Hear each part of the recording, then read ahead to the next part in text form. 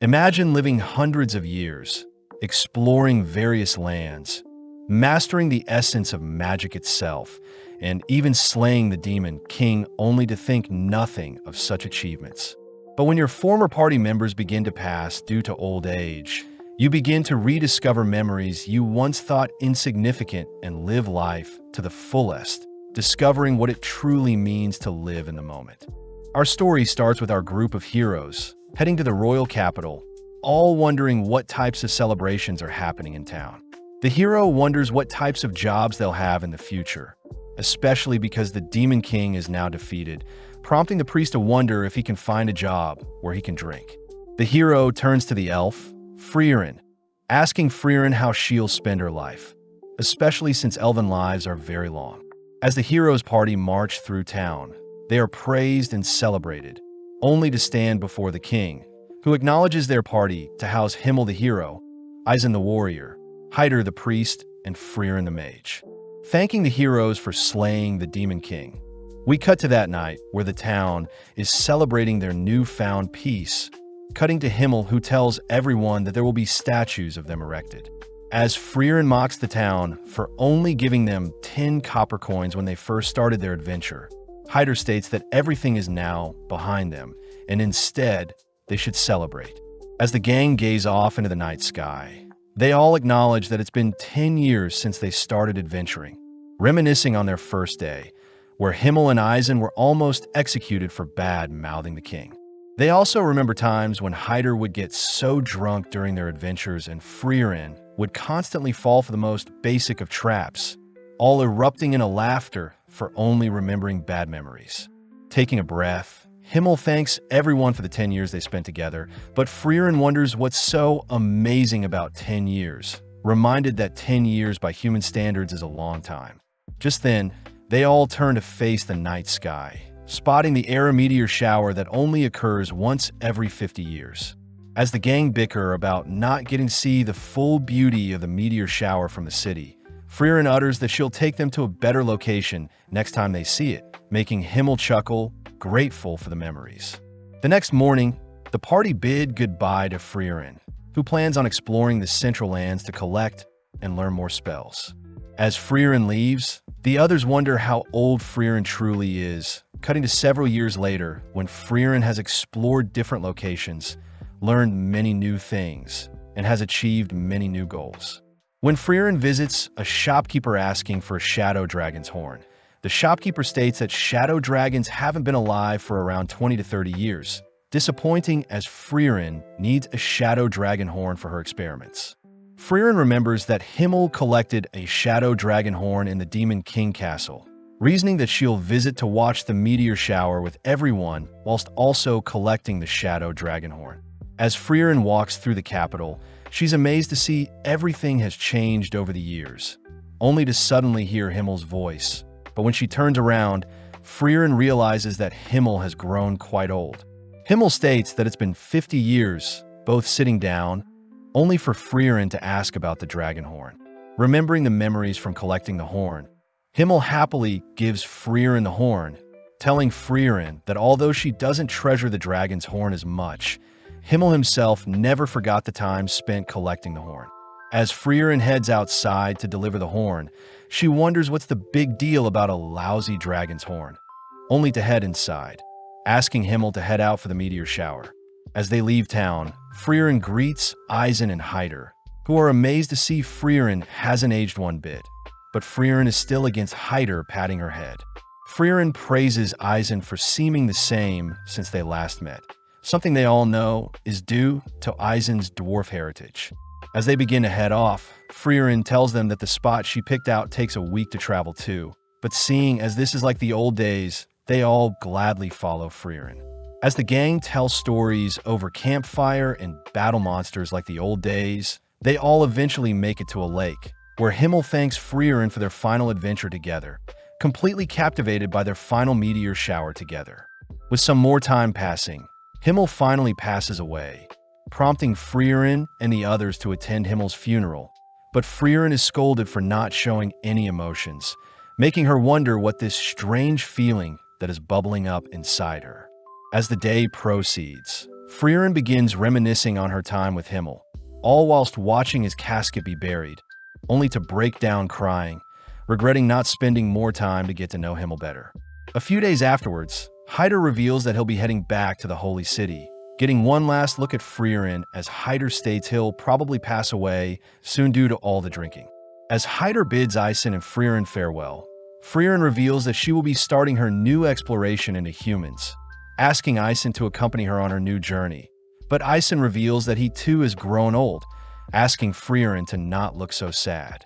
Seeing as there is nothing left, Freeren bids Isen farewell, both heading in the opposite directions, only to cut to 20 years after Himmel's passing, where Freeren is lost in the forest outside the Holy City. Just then a young girl appears, asking if Freeren is lost, but when Freeren asks to know where Hyder lives, the young girl takes Freeren to Hyder's home. Freeren is happy to see that Hyder is still alive. Hyder admits that it wasn't too easy to pass away, surprised to hear that Freeren has brought some alcohol for his grave, but Hyder reveals he had stopped drinking ages ago. Seeing the adorable girl serve herself and Hyder some tea, Freeren learns the girl's name is Fern, a war orphan from the southern lands. Freeren finds it unusual for Hyder to adopt Himmel's kindness, but Hyder is more curious as to why Freeren is visiting him.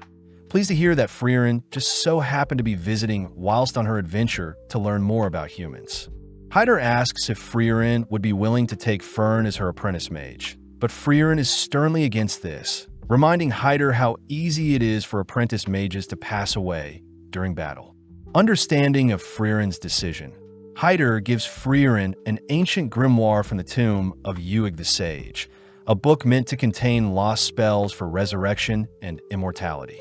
Amazed that such a grimoire still existed, Freeren states that it'll take at least 5 to 6 years to decipher the text, but upon hearing this, Hyder utters that he is indeed quite afraid of dying, asking for Freeren to give him the slightest hope for immortality.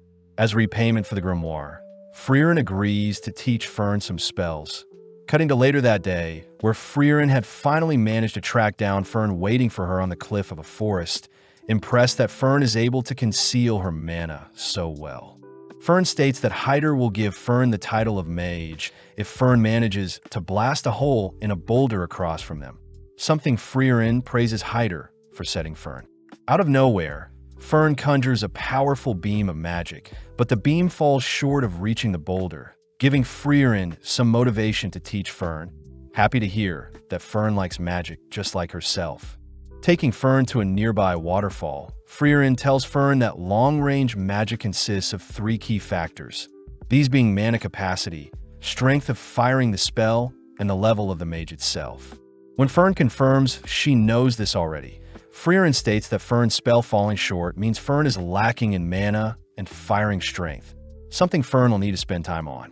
Seeing Fern upset, Freeren reminds Fern that her magic control is still very high, something very unique, especially for such a young age. That night, Freeren shares a meal with Hyder and Fern, only to end the night by studying the grimoire. With several years of Freeren training Fern passing by, all three spend time together whilst Freeren continues to decipher the grimoire, but having lost track of time, Freeren reports to Hyder that Fern has grown so much in 4 years. With Hyder happy to hear that, Freeren mentions how she'll probably finish deciphering the grimoire before Fern becomes a fully fledged mage. But as Freeren turns to check on Hyder's reaction, she spots Hyder has collapsed. Freeren helps move Hyder to his bed. Hearing Hyder apologize for the trouble, coincidentally asking Freeren to not look so sad. With Freeren promising to decipher the grimoire fast, Freeren first heads out to inform Fern that Hyder has collapsed, asking Fern to halt her training to look after Hyder. Sadly, Fern states that if she stops now, she won't be able to show Hyder how strong she's gotten before Hyder passes, revealing that Hyder was the one that saved her. Flashing back, a young Fern is seen grasping onto a necklace with a picture of her family, wondering if she should take her own life.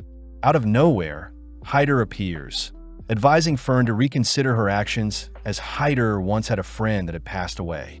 Hyder states that his friend was the epitome of justice, and Hyder had wished that his life was taken instead of his friend. But since his friend is no longer with him, Hyder states that he'll stay alive to ensure the memories of his precious friends' lives on. With the young Fern remembering the memories she had with her family, Fern in the present declares that Hyder had always feared leaving Fern all alone. Therefore, Fern states that she wants to show Hyder she can fend for herself before Hyder passes away. With Freeren understanding Fern's wishes, Freeren states that she'll allow Fern to do as she pleases, heading back to continue deciphering the grimoire. As more time passes, Fern is seen continuing to improve her mana capacity and firing strength, all whilst Freeren finishes up deciphering the grimoire, only to confront Hyder, asking if Hyder already knew the grimoire didn't contain any spells to bring back the dead nor immortality. Hyder reveals that magic for immortality doesn't exist, happy to hear that Freeren now considers for a mage, meaning Freeren can finally take Fern with her on her travels. With Freeren realizing Hyder had tricked her into training Fern, Hyder states that her reward is in the nearby drawer, requesting for Freeren to take Fern and leave by tonight as Hyder fears his time is almost up. Freeren calls out Hyder for trying to act tough, revealing that Fern has been waiting to say goodbye to Hyder, breaking down as Freeren orders Hyder to spend his remaining time with Fern. As Freeren goes on a walk, Freeren learns that Hyder had saved Fern knowing that Himmel would have done the exact same thing, leaving Hyder and Fern alone, only to confirm that Fern had managed to reach the boulder. The next day marks the death of Hyder, prompting Fern and Freeren to pour out some booze on Hyder's tombstone, only for them to head elsewhere. With 26 years passing since Himmel's death, Fern and Freeren continue to adventure together, both completing tasks in order to acquire new spells. Their most recent spell produces warm tea, whereas some previous ones involved removing rust from bronze statues and turning sweet grape sour. As the two head to their next adventure, they meet up with an old lady, only to be guided to a disheveled statue of Himmel. The lady reveals that her town was attacked by a monster years ago, but luckily Himmel had arrived and saved them, ultimately leading to a statue of Himmel being erected in his honor. When the old lady mentions how sad it is to see the statue all beat up, Freeren corrects her, stating that it's Himmel's fault for accepting a statue of himself to be made in the forest, something that reminds the lady that there was an elf accompanying Himmel at the time. Without saying any more, Freeren helps clean up the statue, pleasing the lady, but the old lady finds it sad that the scenery around the statue is too plain.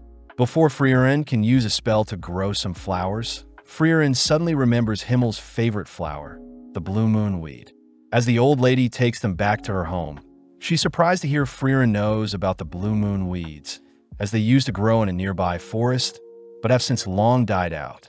Seeing Fern acting weird, Freeren asks to see what Fern is hiding, discovering that Fern was trying to hide seed rats in her coat, intending on setting them free. With both girls heading out, Freeren states that they'll be heading to the nearby forest in hopes of finding some blue moon weeds, something Freeren acknowledges is for her own selfish desires.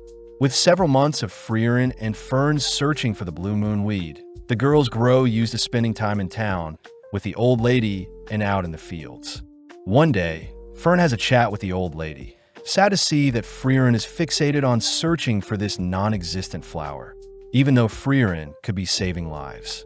Hearing Fern so intellectually convey her feelings, the lady hands Fern a bag of seeds, asking Fern to tell Freeren how she truly feels. Mustering up the courage, Fern tells Freeren how she feels, prompting Freeren to apologize as she promises to end her search soon. Fern demands to know when, but Freeren points out that a nearby seed rat has stolen the seed bag the old lady gifted Fern and is leaving behind a trail they should follow. As the girls chase after the seed rat, Fern wonders why Freeren is so fixated on collecting spells, but Freeren states she only started collecting spells because a special someone had complimented her vast knowledge of spells. As both girls stop in front of an abandoned building, Freeren states that seed rats often hide seeds in different locations, but when Freeren spots a blue petal fall from the top of the building, Freeren flies to inspect her findings. Flashing back, Freeren remembers a time when Himmel had told Freeren his favorite flower was the blue moon weed and had wished he could show Freeren one day. On top of the building, Freeren is amazed to see so many gorgeous blue moon weeds, grateful to finally lay eyes on them. As Fern flies after Freeren, Fern still can't understand why Freeren loves collecting spells. But Freeren reminds Fern that Fern became a mage to impress Hyder, something very similar to Freeren's situation. As the girls return to show off their work to the old lady praises the girls for decorating the statue, but before Freeren leaves, she repays Himmel for his gift in the past. On the 27th year since Himmel's passing, Freeren and Fern are seen visiting a trading city of Worm, where Freeren is asked to split up to restock on supplies. When Fern calls out Freeren for making her buy everything, Fern has a bad feeling when Freeren goes off on her own to buy things, having bought a massive skull in the past, clothes dissolving potions, and even random books. When the two split up, Fern chooses to follow Freeren, fearing their traveling expenses will go to waste, but spots Freeren in front of an accessory store. With Freeren distraught at what to purchase, Freeren ends up settling on something, prompting Fern to continue to tail Freeren. Whilst passing through some alleys, Fern wonders if she should leave Freeren be, but when she overhears that Freeren is planning on buying some desserts, Fern gets jealous, having not had any desserts in months. Following Freeren into a smoky tavern, Fern gets worried that Freeren is lost, spotting Freeren speaking with some scary-looking men. As Freeren leaves the tavern, Fern notices that she's heading back to the inn, rushing to finish off her duties, only to apologize for finishing shopping so late. Brushing that aside, Freeren takes Fern to a dessert store in town, allowing Fern to buy whatever dessert she wants, revealing that she had been saving up money to treat Fern and herself. When Fern asks what Freeren would like, Fern corrects herself, stating that she already knows Freeren wants Merker pudding, reminding Freeren of her time with the heroes, where Himmel had mentioned that he knows Freeren's favorite dessert is the Merker pudding. When Freeren feels bad for not knowing much about the others, Himmel mentions his favorite food is an omelet. Eisen's favorite food are sour grapes, and Hyder simply loves alcohol. As Fern digs into her dessert, Freeren apologizes for not knowing more about Fern, handing Fern a gift, pleasing Fern as Freeren remembered Fern's birthday. Fern smiles upon receiving a hair ornament, telling Freeren that it's enough of a birthday gift that Freeren remembered her birthday, confusing Freeren. The next day, the two leave the city, but as Fern walks alongside Freeren with her new hair ornament, Fern asks what the end goal of their adventures are. Freeren simply states that she's simply collecting as many spells as possible, but she does want to retrace her memories with the hero party, something Fern is curious about. When Fern walks beside Freeren, Freeren realizes that Fern is now 16 and taller than her, but gets jealous at how Fern has already outgrown her in other areas. In the Forest of Grobe, Freeren is seen testing out Fern's defensive spells, pointing out how the gaps in Fern's barrier will be her downfall. When Freeren fires multiple projectiles, Fern manages to block with a simple barrier around her body, but ultimately runs out of mana. As the two continue through the forest, Freeren reminds Fern that defensive magic is powerful, but it depletes mana very fast. Therefore, it's best to only cast barriers at the points of impact. As they both cross a river, Fern states that she simply needs to master a single defensive spell, but Freeren scolds her for not reading the book she gave her, as magic theory is just as important as practical applications. Finally arriving at a village, Fern wonders what spells Freeren intends to collect at the village, but Freeren states that she's here for other reasons. Upon approaching some villagers, a village elder immediately recognizes Freeren's white elven hair, leading Freeren to where Qual was sealed. Along the way, Freeren tells Fern that Qual is the Elder Sage of Corruption, a demon that terrorized people for 80 years, up until Himmel and his party sealed him. When Freeren wonders how the Elder knew who she was, the Elder reveals that Himmel would always visit up until his passing, and spoke highly of Freeren, stating that she would take over and watch the seal when Himmel himself was gone. Upon arriving at Qual's seal, Freeren confirms that the seal is indeed weakening, so Freeren will break the seal and defeat Qual the next day.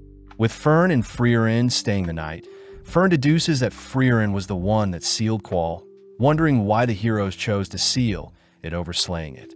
Freeren reveals that their party were unable to defeat the demon, as Qual was a powerful mage, having invented the Zoltrak piercing spell, first of its kind that could pierce any sort of defense and destroy the target's body. Legend says that 40% of adventurers and 70% of mages were defeated by that single spell.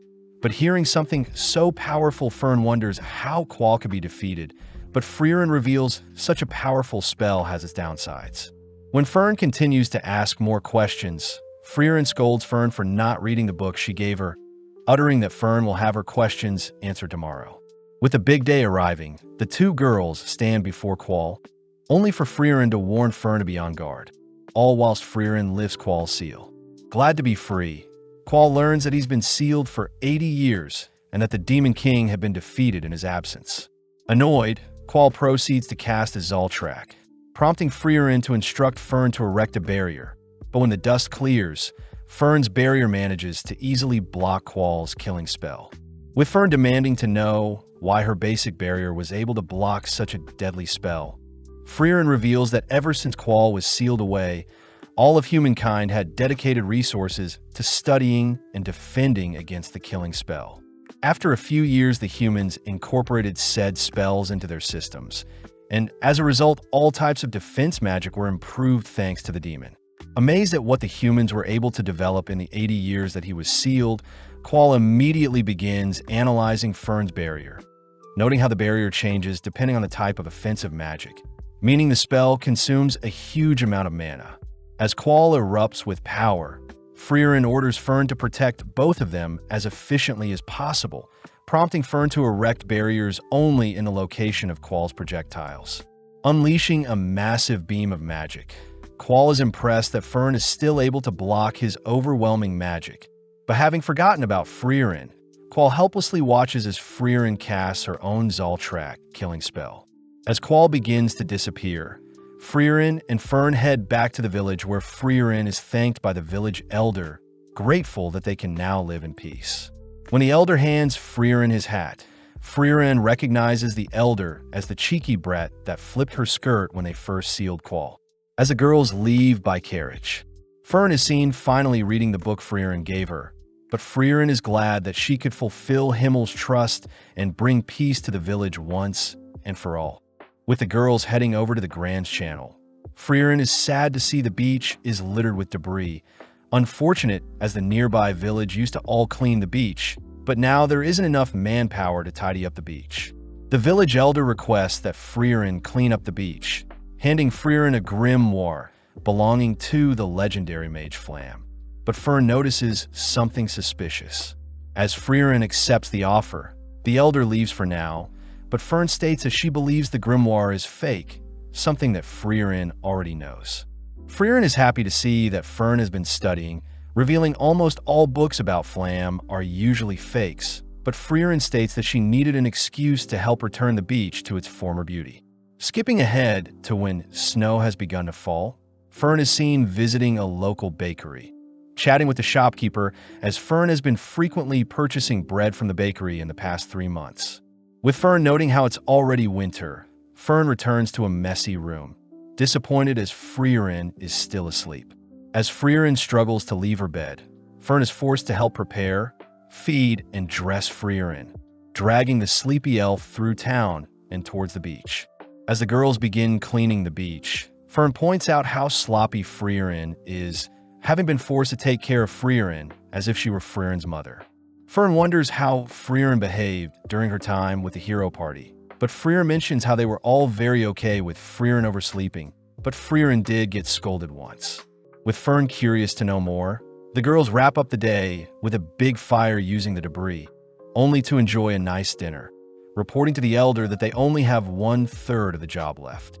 The elder wonders if the girls will be done by the New Year's festival, something Freeren says will be possible, but when the elder mentions how Freeren can finally join them and watch the sunset this time, Freeren acts awfully cold. The next day, Fern asks if the reason Freeren wanted to clean the beach was related to the festival, learning that every new year, the villagers would watch the sunrise. Freeren mentions how the beach is meant to beautifully reflect the sunrise, but admits that she never woke up early enough to actually watch the sunrise.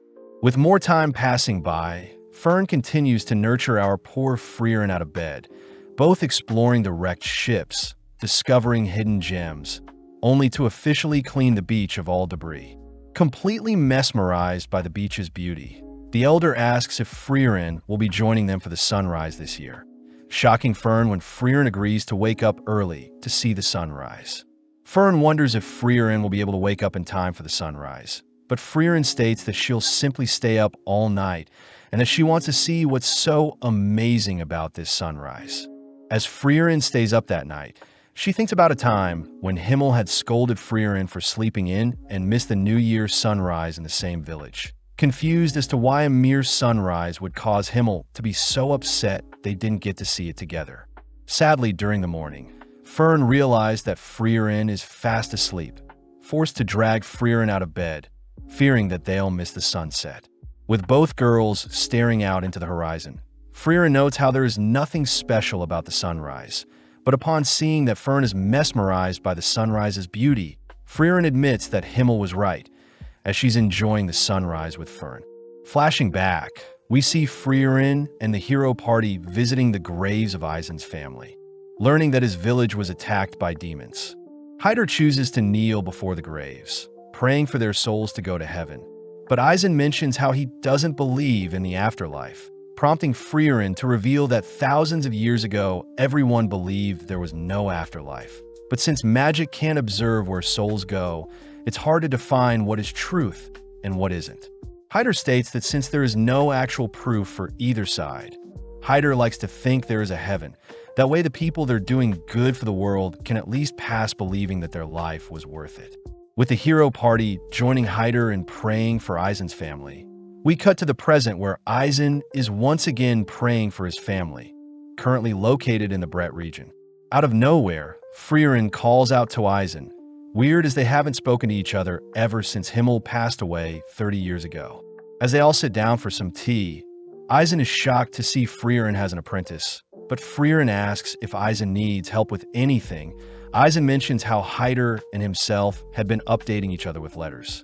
Heading out, they all head to Volume 50 Basin, a location Freeren recognizes, learning that Eisen intends to search for notes from Flam, the legendary mage.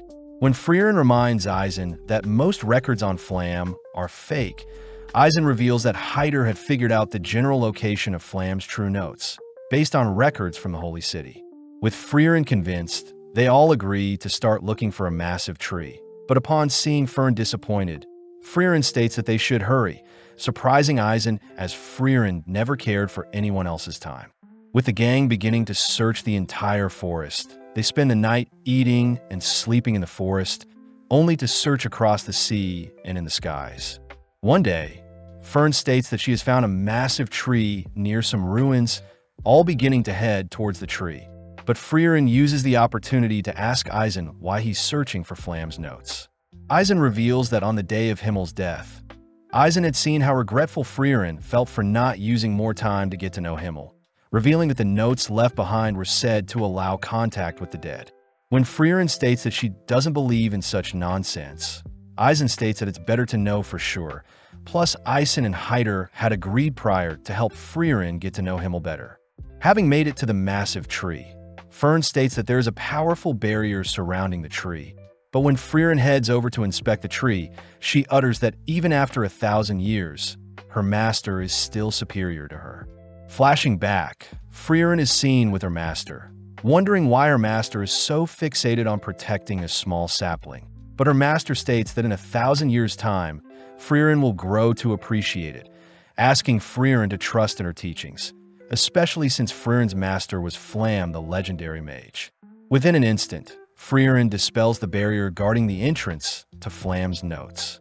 Upon glancing at the notes, Freeren is surprised the notes had already been opened to the page regarding communication with the dead, surprised her master knew Freeren would return.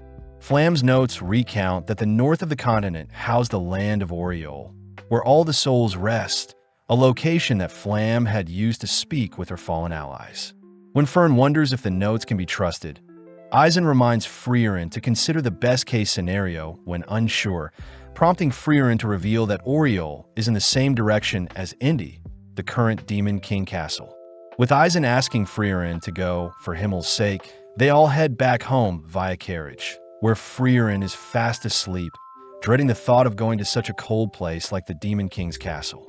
Sparking up a conversation, Eisen asks how Freeren is treating Fern, impressed to hear that Freeren is retracing her adventures with the hero party, but is also trying to get to know Fern better. Hearing this, Eisen thinks back to how cold Freeren was back then, having never imagined Freeren would take on Apprentice, but reassures Fern that Freeren is a great teacher. As they all return to Eisen's home, Eisen apologizes for not coming with them, checking to see if Freeren remembers the path to Indy, relieved to hear Freeren still remembers it to be through the Will region, across the Regal Canyon and past the Northern Land checkpoints. As Freeren begins to leave, Eisen informs Fern that it'll be a 10-year adventure, reminding Freeren of her adventure with the hero party, but Freeren states that it won't take too long. As Fern leaves with Freeren, Fern thinks about how she spent half her life with Freeren, flashing back to one of Fern's last conversations with Hyder. Hyder jokes about haunting Fern if she doesn't behave around Freeren, but Fern surprises Hyder with how mature she's grown, making Hyder promise to visit her when he passes. With Fern resting by Freeren's side, the girls ride a carriage to the nearby town of the Will region. But as the girls head through town, they're stopped by a shopkeeper that warns the girls not to go into the mountains. The shopkeeper says there are rumors of ghosts taking people away, but when Freeren gets curious about what type of ghosts, the girls head around town asking for everyone's stories. Apparently, the townsfolk saw ghosts of their departed family in the mountains, with some people saying that the ghosts spoke. When Fern wonders if it is the work of undeads, Freeren states that undeads wouldn't appear as ghosts, as undeads normally appear in the form of rotting corpses or skeletons.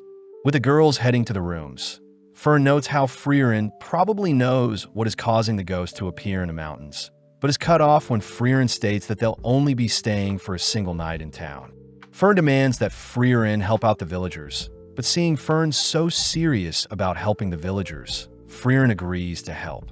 As both girls head into the mountains, they explore the locations of said disappearances, where Freeren quizzes Fern on what type of magic created the ghosts, satisfied to hear Fern believes it's illusion magic.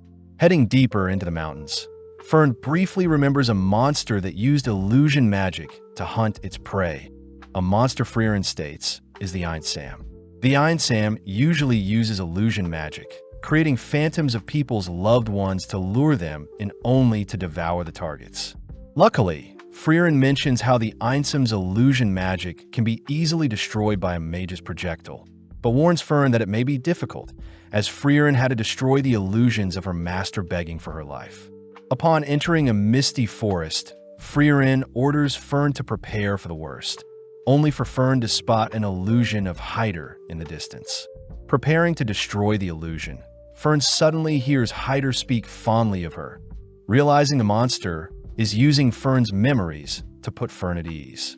When Freeren tries to help Fern out, Freeren suddenly spots an illusion of Himmel, surprised as she was expecting an illusion of her master.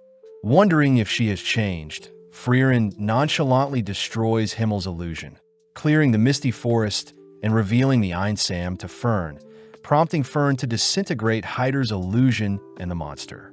As Freeren reassures Fern that Hyder won't be mad that Fern struck an illusion of him, the girls head into the Regal Canyon, spotting a massive crimson dragon along with its nest, where Freeren spots the grimoire she's been looking for. Freeren states that dragons use magic-infused items to build their nest, asking Fern to take out the solar dragon. But when Fern conjures a powerful spell, her spell simply deflects off the dragon's thick exterior.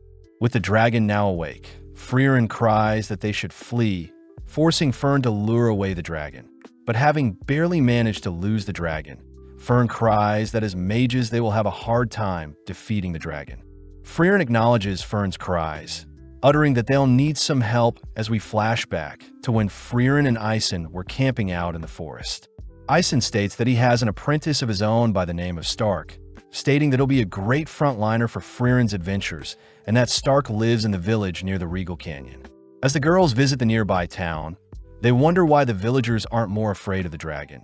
But Fern asks why Freeren wants the grimoire so badly. Freeren reveals that the grimoire has a spell that allows mages to see through clothes, weirding Fern out. But out of nowhere, an old lady states that Stark wants to meet the girls.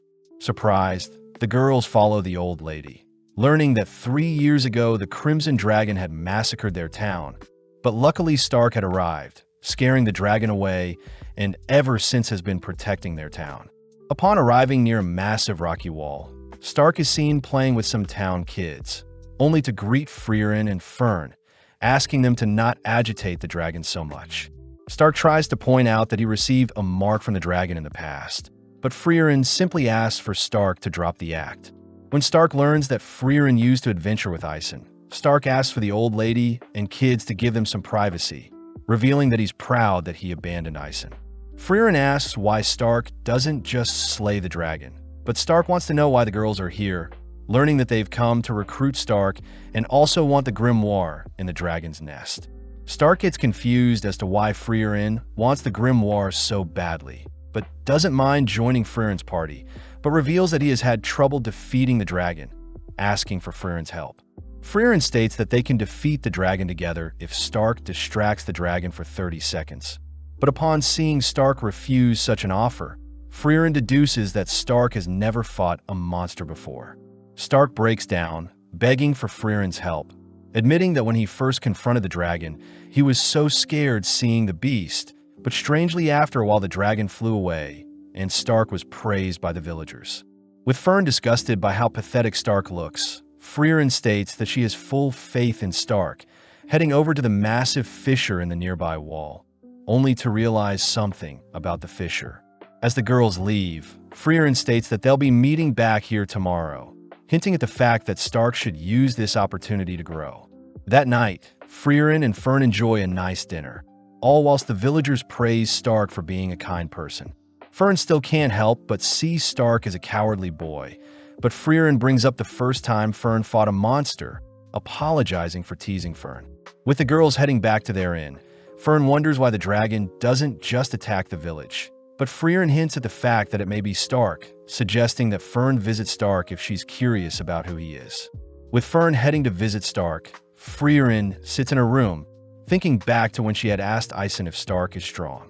Ison reveals that Stark was the only person to have fled like a coward when the monsters attacked his hometown, someone Ison states is exactly like himself. Hence he taught Stark everything he knew. In the dead of night, Stark is seen wielding his axe, cleaving it into the rocky wall, digging a deeper and deeper fissure with every swing. With Stark standing before the giant fissure, Stark turns to spot Fern behind him, having just been caught for creating the massive fissure. Fern asks why Stark doesn't just slay the dragon terrorizing the nearby village, but Stark states that since the dragon hasn't attacked yet, there is no need for him to slay the beast. As Stark begins to leave, Fern asks if Stark will slay the dragon when it does attack. Learning that although Stark knows the village depends on him, he still might consider running if the dragon is too great. Stark reveals that he had gained a mark on his face during a spar with his master Ison, believing that Ison was mad at him as Ison never praised Stark. Leaning in to inspect Stark's hand, Fern concludes that Stark would never run from a fight, confusing Stark as he wonders how Fern would know.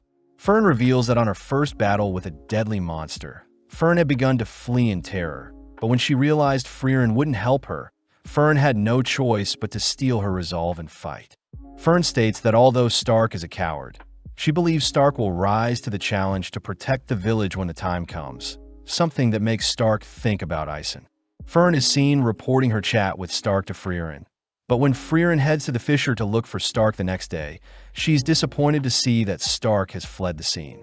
When Freeren states that they'll be slaying the dragon instead, Fern refuses to leave the safety of a nearby tree, but out of nowhere Stark appears, asking if he only needs to distract the dragon for 30 seconds. Stark states that if he were to pass away during the battle, Stark asks for Freeren to guarantee the dragon is slayed, confusing Freeren as to why Stark is willing to give his life for the safety of the village. Stark reminds Freeren that he lived in the village for 3 years, cutting to later that day where the three are now standing before the red dragon, prompting Freeren to tease Stark for shaking out of fear. Freeren reveals that Ison showed the same fear before a great fight, as Ison would embrace the fear, something Freeren sees in Stark. Hearing that his master also would fear his battles, Stark marches into the range of the dragon, But Freeren notes that the dragon is being cautious as to not attack due to the enemy it's facing.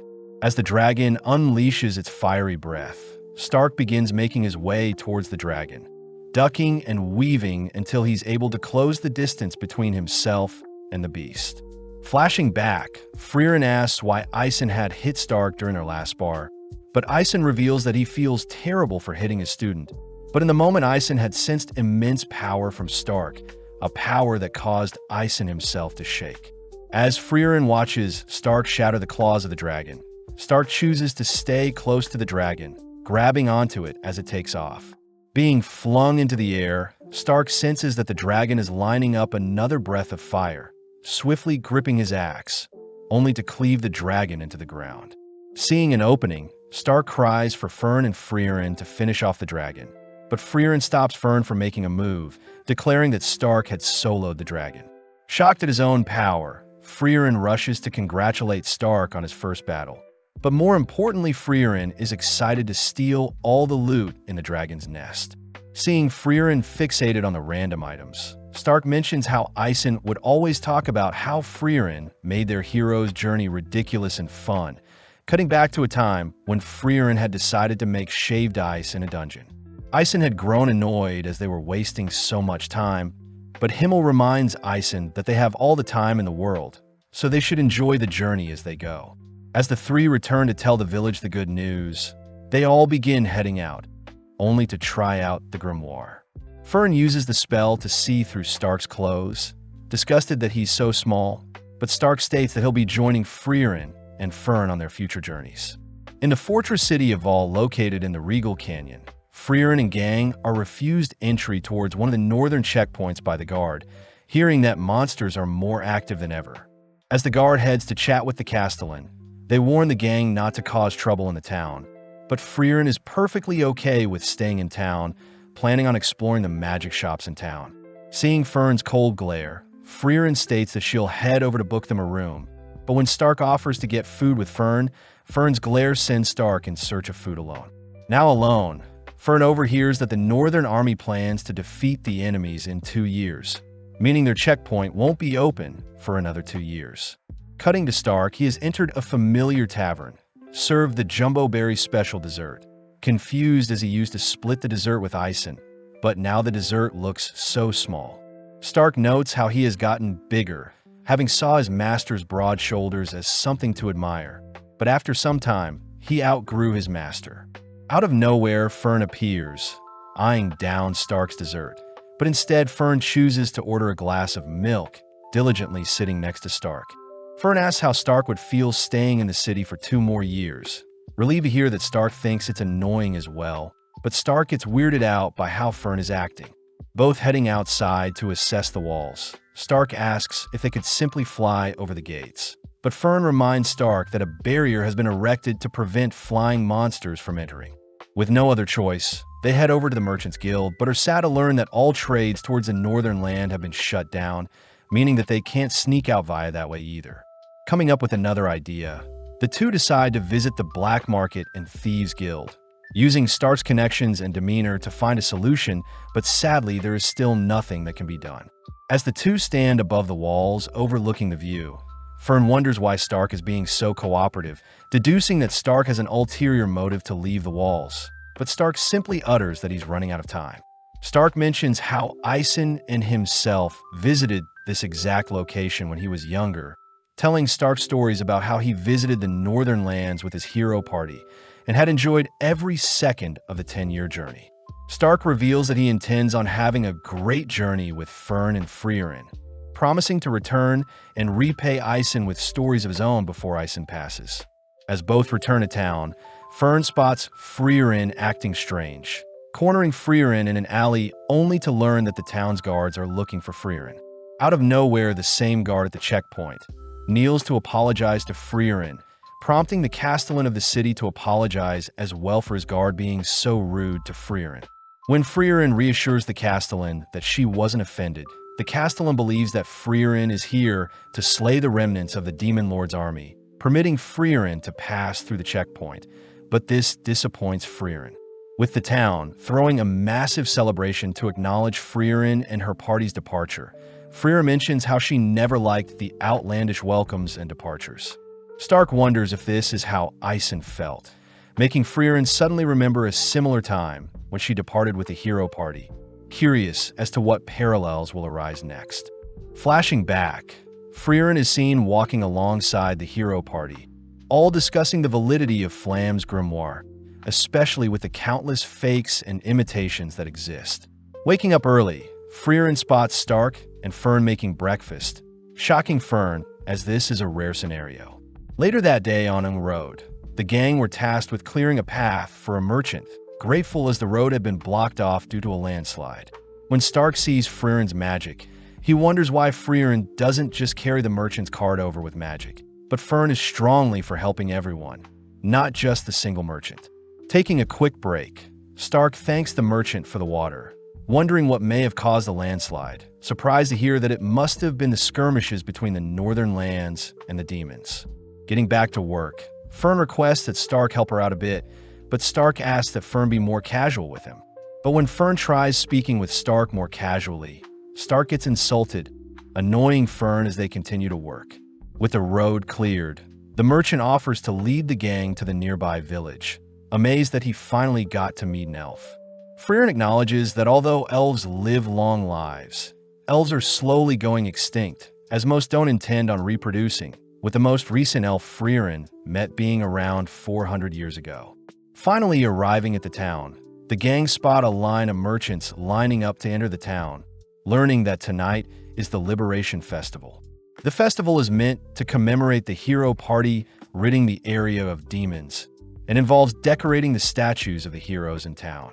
Freeren still can't understand why humans throw parties, but the merchant reminds Freeren that it's been 80 years since the Demon King was slayed, and in human years 80 years is a whole lifetime. Flashing back, Freeren remembers a time when Himmel had requested that their statues be placed through various towns, annoying Freeren as she believed Himmel simply wanted to show off. But Himmel reveals that the statues are meant to remind Freeren of their adventures together as the hero party. That night, the gang stand among the crowd, watching as the hero party is celebrated, but the merchant does note how Freeren looks very similar to the elf statue. The next morning, they continue their journey, heading to the Graf Granat's domain, where they notice an abundance of guards surveying the town. When Freeren wonders who should do the shopping, Freeren suddenly freezes, equipping her staff, only to state that she senses demons approaching. When some demons turn the nearby corner, they spot Freeren charging up a spell, but luckily a nearby knight tackles and stops Freeren from firing the spell. Approaching Freeren, the demon asks if Graf Granat had hired Freeren to attack him, but Graf states that he's not foolish enough to attack Lord Lugner out in the open, especially since Lugner is her seeking peace. Kneeling down, Lugner states that he senses Freeren's bloodlust-filled glare, shaming Freeren for looking at him as if he were a wild beast. Freeren fires back, stating that Lugner is simply using human speech to blend in and manipulate the humans. But having heard enough, Freeren is dragged away to be locked up. With Stark and Fern shocked at what just happened, they choose to visit Freeren, who is locked up in the dungeon under the mansion. Freeren states that she'll only be locked up for a measly 2 to 3 years, but Fern scolds Freeren for always wanting to waste time. Freeren asks who the peace envoy demons are, learning that the envoys are linked to Aura, the guillotine, one of the 7 sages of destruction who served the Demon King. Apparently, 28 years ago, Aura had regained her strength and had been fighting with the domain of Graf Granats. But now Aura has sent envoys to seek peace, something Freeren states sounds fishy. When Stark wonders why they can't just talk things out with the demons, Freeren questions if Stark or Fern know how demons learn to speak the human language, revealing that demons only eat humans. During her time with the hero party, Himmel and Freeren were forced to hunt down a child demon, having supposedly devoured the child of a human couple. But when Himmel went to slay the creature, Himmel hesitated since the demon behaved just like a child. When Freeren offered to shoulder the burden, the town's chief had ordered everyone to spare the demon, giving it a second chance. But that was something Freeren had advised everyone against doing. With days passing, The chief had given the demon girl a place to stay along with food to eat, but Freeren kept a close eye on her, all whilst the chief and her daughter considered the demon girl as one of their own. One day, the chief's building was burnt down by the demon girl, and the chief ended up passing due to being attacked by the demon. When Himmel demands to know why the demon killed the chief, the demon slowly approaches the couple of the first daughter she ate, offering the chief's daughter as a replacement. Sensing that the humans hate her, the demon girl takes the chief's daughter as hostage, but Himmel easily recaptures the chief's daughter, permitting Freeren to slay the demon. When Freeren fires an incineration spell at the demon, Freeren states that demons don't have a sense of family, forced to live and roam alone since birth. But on that day, Freeren learned that the demon girl had intentionally manipulated everyone, knowing that she would get to live a little longer. Freeren states that Flam described monsters that can speak as demons, as they imitate human speech to lure other humans in, something Stark and Fern find disturbing. As Stark and Fern leave, we cut to Lugner, sitting in the mansion and waiting for a meeting with Graf. Lugner admits that Freeren was right about demons, curious as to where he recognizes Freeren from, stating that demons will forever hunt down humans. With Freeren suspecting that the town won't last too long, we follow Lugner and his followers enter Graf's son's bedroom. Learning that Graf's son was gifted a sword by the king, but had passed away 10 years ago whilst fighting Aura. Raising his son's sword to Lugner's neck, Graf reveals that he has brought Lugner here to slaughter him. But upon glancing around the room, Lugner notices that Graf has been keeping his son's room clean for the past 10 years. Lugner utters that the humans slayed his father, reminding Graf that they've come here to stop unnecessary bloodshed, ultimately convincing Graf and his knights to lower their blades. With Graf sending Lugner and his followers to the guest room, Lugner admits that he doesn't know what a father is, but has identified Graf as an empathetic man. Lugner states that he'll grow close to Graf and have him lower the town's defensive barrier, and only then will Lady Aura's forces conquer the town. Lugner suddenly notices Drought is missing, learning from Liney that Drought has disappeared to eliminate an obstacle, cutting to Drought entering the underground dungeons, slaying a guard only to enter Freeren's cell. Drought declares that he's here to kill Freeren, knowing that Freeren is the only loose end that can ruin their scheme. But Freeren coldly warns Drought that she is stronger than Aura herself. Smirking, Drought doubts Freeren's strength, dragging her into the air with a single wire around her neck, impressed that Freeren had encased her neck with mana to prevent her decapitation.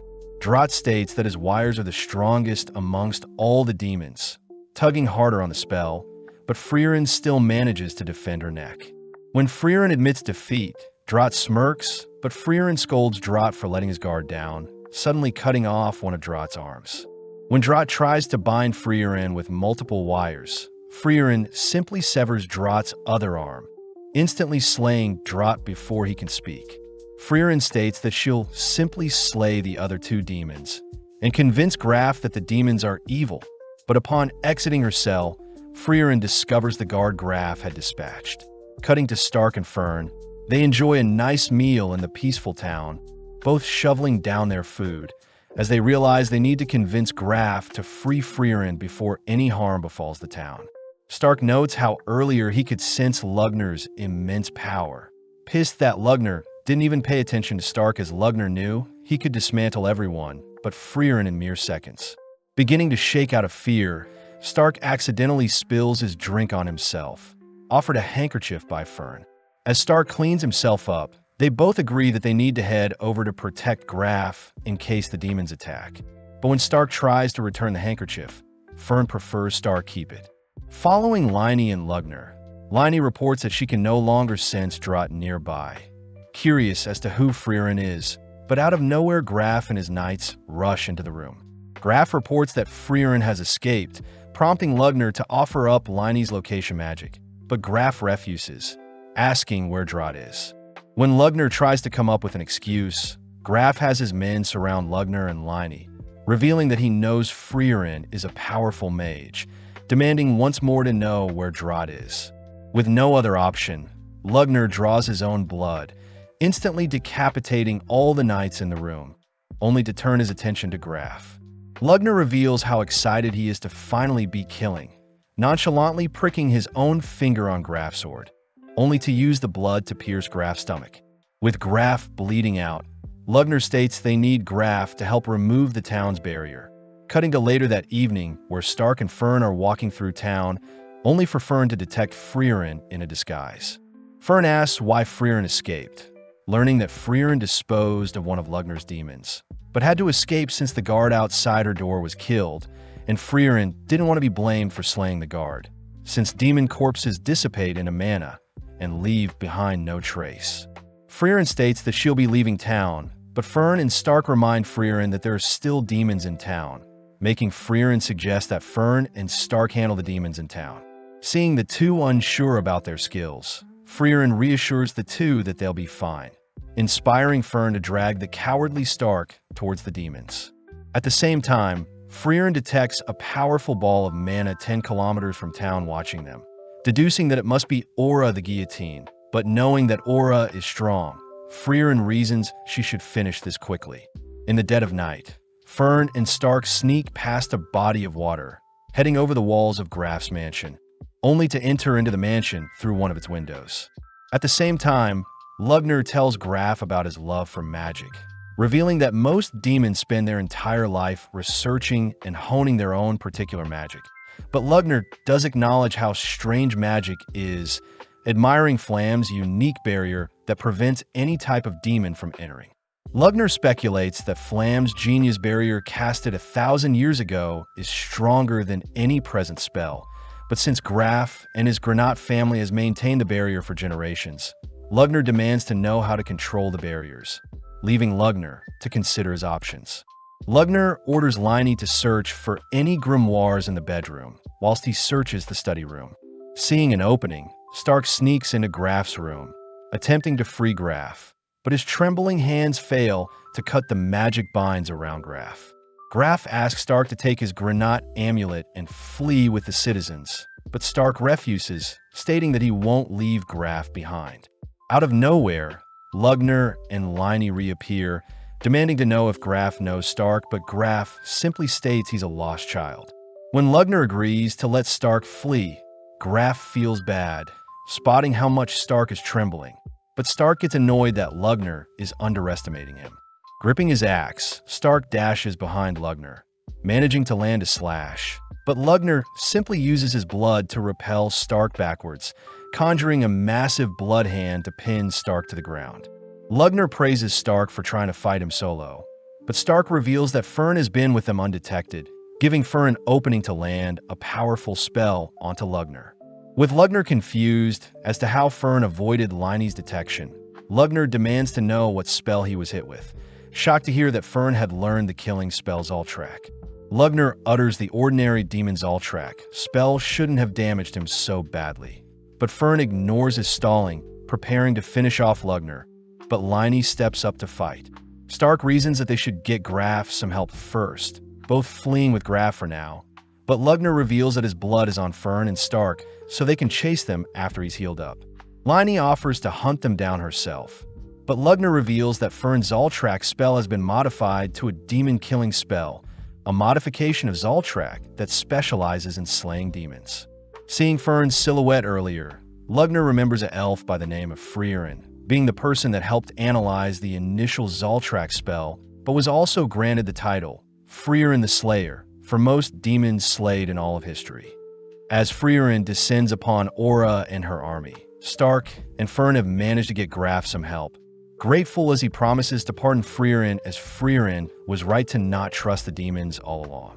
Stark gets excited as Freeren can now roam through town freely, but Graf hears that Freeren was the elf from the original hero party, disgraced to have imprisoned one of the saviors of his family's land. Greeting Aura, Freeren acknowledges that it's been 80 years since they last fought, asking if Aura would retreat now. Smirking, Aura has some of her men slash at Freeren, but Freeren nonchalantly dodges, noting that Aura has more puppets than before. Freeren knows how only powerful demons with enough magic can control an army, but Freeren does despise how disgusting Aura's magic is, recognizing some of the suits of armor being controlled, declaring that she'll kill Aura once and for all.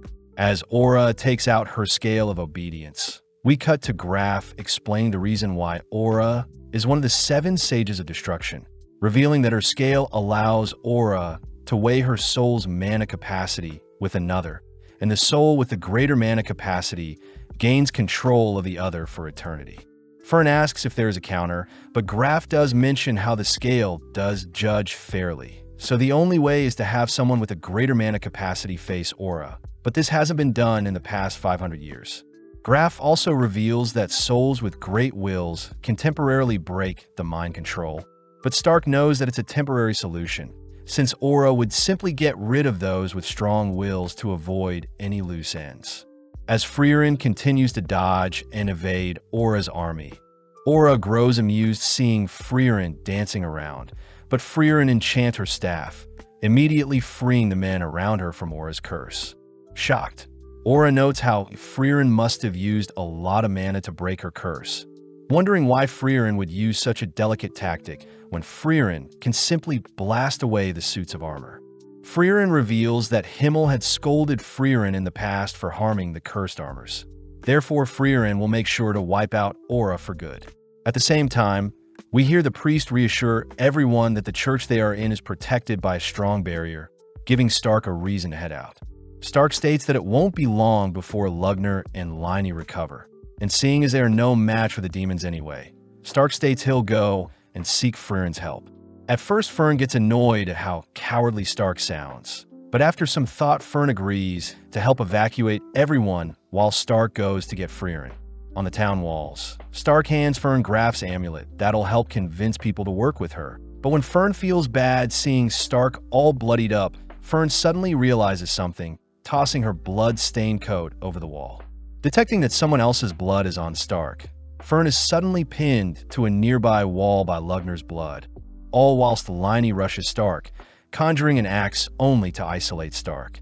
Stark demands to know why Liney moves like Eisen, all whilst Lugner apologizes for not killing Fern instantly, mocking Fern's grin as he states that demons can conceal their mana as well.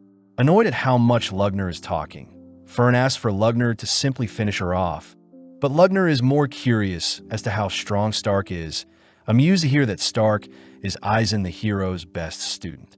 Lugner also demands to know where Freeren is, not convinced to hear that Freeren simply fled town, knowing that Freeren wouldn't simply leave knowing there's still demons in town.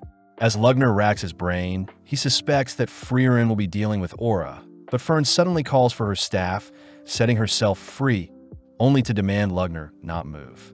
Fern states that Lugner is arrogant, believing that no other human but Freeren is worthy of facing him. But when Fern states she'll blast a hole through Lugner's body, Lugner welcomes Fern to try. Flashing back, Fern and Freeren are seen finishing off some demons, making Fern ask how she compares to Freeren. Freeren states that Fern's mana and technique will never be able to reach Freeren's level since she has lived much longer than Fern, but Freeren admits that Fern's cast speed surpasses her own. As Lugner turns around, Fern manages to fire off a spell, surprising Lugner, as he would have died if he didn't move first. Seeing as Lugner protected his heart, Fern deduces that a demon's heart is their weak point, only to spot Lugner releasing an array of blood. Following Liney and Stark, Liney mentions how disappointing it is that Stark is already defeated, but gets excited seeing Stark refuse to stay down. Even though Lugner has greater control of his magic, each attack Lugner makes, Fern manages to evade and counter. Seeing as he's being overwhelmed, Lugner attempts to exhaust Fern's mana. But as Lugner notices Fern slowly chipping away at his defenses, Lugner orders Liney to finish off Stark and help him out. Liney gets annoyed at how passive Stark is, managing to land a deadly slash to Stark's eye. But Stark is more curious as to how Liney knows Eisen's fighting style. Liney reveals that she can copy any movement once she has seen it, replacing her axe with a sword, only to dash forward. With Stark continuing to defend, Liney once again exchanges her sword for a spear, tossing the spear towards Stark only to scare Stark when Liney barely scrapes Stark's neck with a dagger. Liney says that she recognized Stark's movements to be similar to the great hero Eisen, leaping over Stark only to cleave down with an axe. Since Liney is a perfect copy of Eisen, Stark knows he'll eventually lose, ultimately failing to defend, only to be slammed into the ground. As Stark's body lays limp, Liney heads to assist Lugner, but Stark is still barely conscious, remembering his time training with Eisen. When Stark states that he'll never be as strong as Eisen says he agrees, but instructs Stark to continue to get up and never falter against strong warriors. That way Stark will never truly be defeated. With Stark forcing his body up, Liney advises Stark to stay down, but Stark states that he's still not done, remembering that Eisen's slashes were far stronger than Liney's. As Freeren and Lugner's magic erupt across the skies, Stark rushes Liney, leaving himself wide open for Liney to land a lethal blow to his stomach. When Liney fails to cut through Stark's tough body, Stark uses the chance to completely shred the left side of Liney's body, but realizing that Liney has been defeated, Lugner checks to see what happened, allowing Freeren to land the demon-killing spell on Lugner's heart. Flashing back, Freeren walks behind Flam, who asks if Freeren remembers the dying words of Basalt, reminding Freeren that demons' words only deceive, meaning people must use unfair tactics to ensure demons are erased. With Lugner accepting his own demise, he's at least happy to hear that Freeren is currently facing off against Aura, believing that since Freeren isn't with her hero party, Freeren will finally fall against Aura. Hearing this, Fern states that Freeren will win, but not in an honorable way, surprising Lugner as he believes Freeren to be an honorable elf. Barely able to manipulate his blood, Lugner finds it weird that Fern's mana output is so low compared to his, suddenly realizing the underhand tactics Fern used to defeat Lugner. But Fern doesn't waste time silencing Lugner. Cutting back, we see Flam stumble upon a ruined village, saddened to see that demons had raided the village and all that's left is Basalt the Throned Shell, a once leader in the Demon King army. Spotting a single person alive in the village, Flam asks a younger Freeren if she was the one that slaughtered all the demons, amused to sense Freeren's overflowing mana capacity. Flam scolds Freeren for facing the demons head-on, reminding Freeren that she should fight with surprise attacks. But before Flam can leave, Freeren states that Flam and herself are pretty alike, able to sense that Flam has an even greater mana pool than herself. Impressed, Flam begins carrying Freeren on her back, declaring that Freeren will be her apprentice moving forward, but Freeren refuses. Flam reminds Freeren that she'll probably die if she's left alone, suddenly sensing that they're being followed by even greater demons than Basalt. Flam notes how the demons concealed their mana, preparing for a sneak attack, but upon realizing that Freeren and Flam were mages, they chose to pridefully reveal themselves. The demons order Flam to leave the elf behind, but seeing as she has no reason to refuse, Flam sets Freeren down, but reminds Freeren that the demons are very cocky and proud. In an instant, Flam lets out an explosion, completely wiping away the demons, shocking Freeren as Flam had concealed her true mana output, only to surprise and slay the demons with her true power. Flam admits that the tactic is quite frowned upon, but taking Freeren home, Flam is happy to see that Freeren is recovering quite quickly. Heading through a forest, Flam and Freeren both reveal that they despise demons, having both lost their loved ones to demons, but they also both love magic. Flam suggests that only the two of them should become cowards when it comes to magic, instructing Freeren to first cut down her mana output to only 1/10, impressing Flam to see Freeren learn very fast. Flam says that they'll go over the basics first, instructing Freeren to continue to mislead demons for the rest of her life. But as we cut back to Aura, she realizes that Lugner and Liney have been dispatched. Freeren utters that Aura has failed her mission, prompting Aura to settle for taking Freeren's life, unveiling her scale of obedience as Aura knows Freeren has drastically depleted her mana during battle. Freeren knows the scale will force the person with a lower mana capacity to bend to the will of the greater mana holder, commending Aura for exuding an overwhelming mana pool, having lived and trained for 500 years. Freeren does admit that it appears that Aura has the greater mana pool, but mentions how demons are incapable of suppressing their mana pool, flashing back to when Freeren had asked Flam why that is so. Flam states that demons are quite simple creatures, just like how humans use wealth to show status. Demons use their mana output to show dominance over other demons. Flam does note how demons will temporarily conceal their mana to hide their intentions. But during battle, demons have no reason but to flaunt their overwhelming mana, something Freeren hears she can use against the demons. Having been 3 years since they met, Flam is happy to see that Freeren had easily been able to conceal her magic consistently. But in a blink of an eye, another 50 years pass by. Having a private chat with Freeren, Flam is happy to have taught Freeren all she knows, wondering if one day Freeren may be able to slay the Demon King himself. Taking the chance, Flam asks that Freeren plant flowers around her grave, revealing it to be the spell her parents taught her and is the reason Flam loves magic. With Freeren asking to learn the spell, Flam advises that Freeren remain hidden until she defeats the Demon King, prompting Freeren to uphold her promises when Flam passes away. Now alone, Freeren explores the continent, continuing to train her mana and live in secrecy, all whilst a nearby town fully develops. One day, Himmel, Eisen, and Hyder visit the nearby woods, running into Freeren, having heard that Freeren is a wise elf, but Freeren reassures the party that she is nothing special. Asking the party to leave, Freeren hears that Himmel suspects Freeren is far stronger than she is letting on, giving Freeren enough reason to begin adventuring with her new hero party. Having activated her scale, a dense ball of mana for both Freeren and Aura appear, prompting Freeren to ask if Aura is truly confident she'll win. Smirking, Aura recounts how Freeren had only made a name for herself 80 years ago alongside the hero party, scoffing at Freeren's shameful mana output as it has remained the same since they last met. With Aura's mana ultimately tipping the scale in her favor, Aura prepares to sever Freeren's head, but strangely, the scale begins to tip in Freeren's favor. Freeren takes the chance to point out how simple-minded Aura is, revealing that she had been concealing her mana all this time, shocking Aura as she calls Freeren's bluff.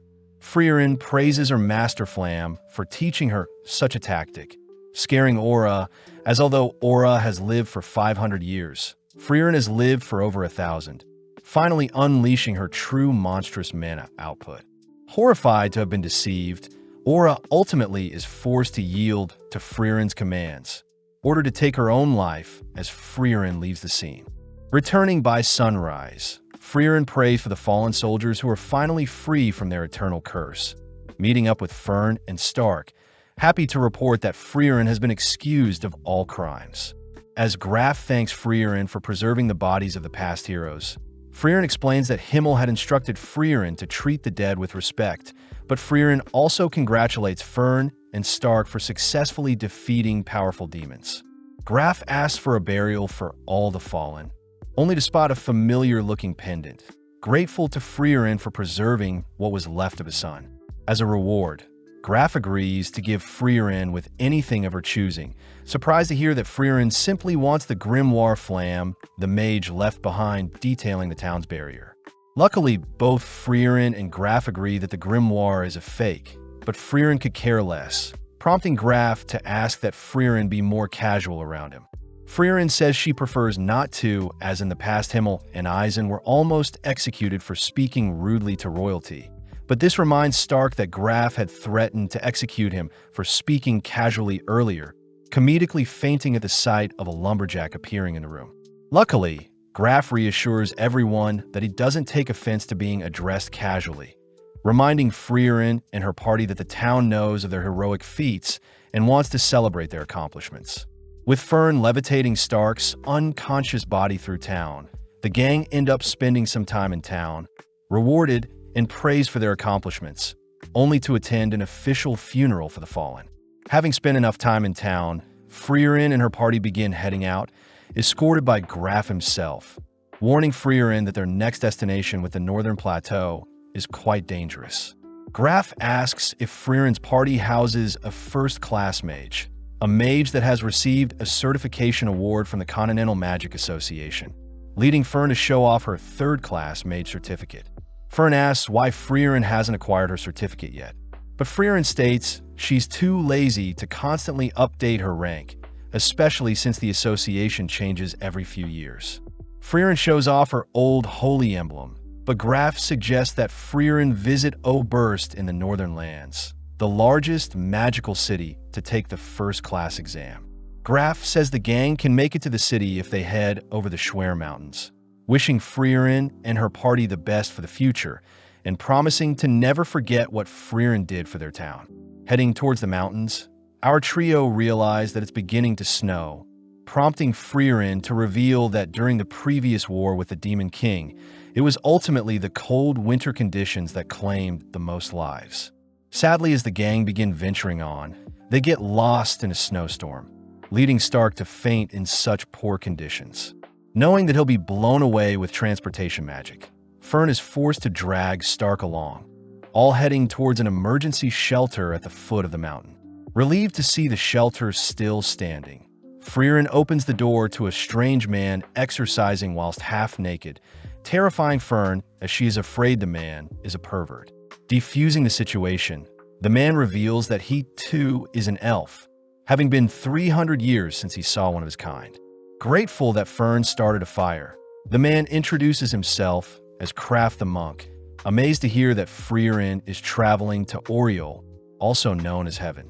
Just then, Fern states that Stark's body is getting colder, cutting to Stark's perspective where he's dreaming of a massive jumbo berry dessert, only to awaken to see Kraft sharing a bed with him. Terrified at first, Stark suddenly realizes how refined Kraft's body is, having never heard of Kraft before, but it's apparent that Kraft is quite skilled. Asking Stark to remain in the shelter, Kraft, Freeren, and Fern head out to retrieve Kraft's frozen supplies, grateful to have mages to help unfreeze his frozen carriage. Kraft takes the chance to learn more about Freeren, impressed to hear Freeren used to be in the hero party, but Freeren refuses to reveal any more about her past. Forced to wait out the storm, the four end up sharing meals and spending time together, cutting to 6 months later where the blistering cold winds have finally died down. Kraft is seen carving a pendant for Fern, happy to hear that Fern is religious as well. Freeren asks why Kraft believes the world has a god, especially since the god of creation hasn't shown herself ever, but Kraft says he used to be a non-believer as well.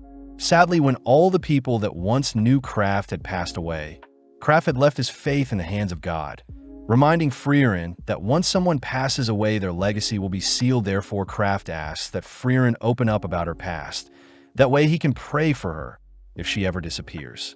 Flashing back, we see Himmel and Eisen playing with the orphans of a newly opened village. But off to the side, Freeren voices how surprised she was when she heard Hyder funded the orphans' reconstruction himself. Amused, Hyder reveals that he too was an orphan, asking to learn more about Freeren's past. That way he can pray for Freeren's future. Freeren sadly refuses to share anything, believing that her life has been very boring. But Hyder reveals that he knows Freeren has been concealing her mana permanently, something Hyder knows only exceptional mages are capable of. Hyder adds that he wants to learn more about Freeren, in case he has a mage daughter, putting a smile on Freeren's face as she tells Kraft that she already has someone that has prayed for her. Relieved to hear so, Kraft prays that Freeren reunite with her friends in heaven, heading off as Kraft states that Freeren and himself will hopefully meet in the next few centuries, officially parting ways. Trudging through the piles of snow, Freeren ends up falling asleep, worrying Fern as she wonders if she should allow Stark to carry her precious master. In Freeren's dream, she remembers the time when herself and the hero party first set out, annoyed to have only received 10 copper coins to kickstart their adventure. Motivated to earn lots of money through their adventures, Himmel unsheathes his hero's blade, but sadly Hyder says the blade is a replica. Himmel had received the replica from saving a merchant and decided to become a true hero when a young Hyder accused Himmel of only ever being a fake hero. With Himmel declaring that he'll one day acquire the real hero's sword, Freeren suddenly awakens from her dream, instructing Fern to head north towards a nearby village. Seeing as Freeren is still unable to walk, Fern soldiers on with Freeren on her back, refusing to allow Stark to carry Freeren. Seeing as the storm has died down, the gang arrive at the nearby village of the sword, greeted by the 49th village head, someone that is younger than expected. The chief mentions how unfortunate that a nearby cabin was destroyed, most likely due to the lord of the cabin. But Stark recognizes the village as the location that used to protect the hero's sword. Stark remembers that there was a sword that remained in a stone for centuries, up until Himmel himself drew the sword, a blade that would only accept a true hero. Heading to warm up in a nearby cabin, the chief cries that Freeren was meant to check on them every 50 years, but Freeren reasons that a checkup every 80 years would be fine as well. Seeing as the town is in dire need of monster extermination, the gang head out the next day, slaying some nearby snow beasts.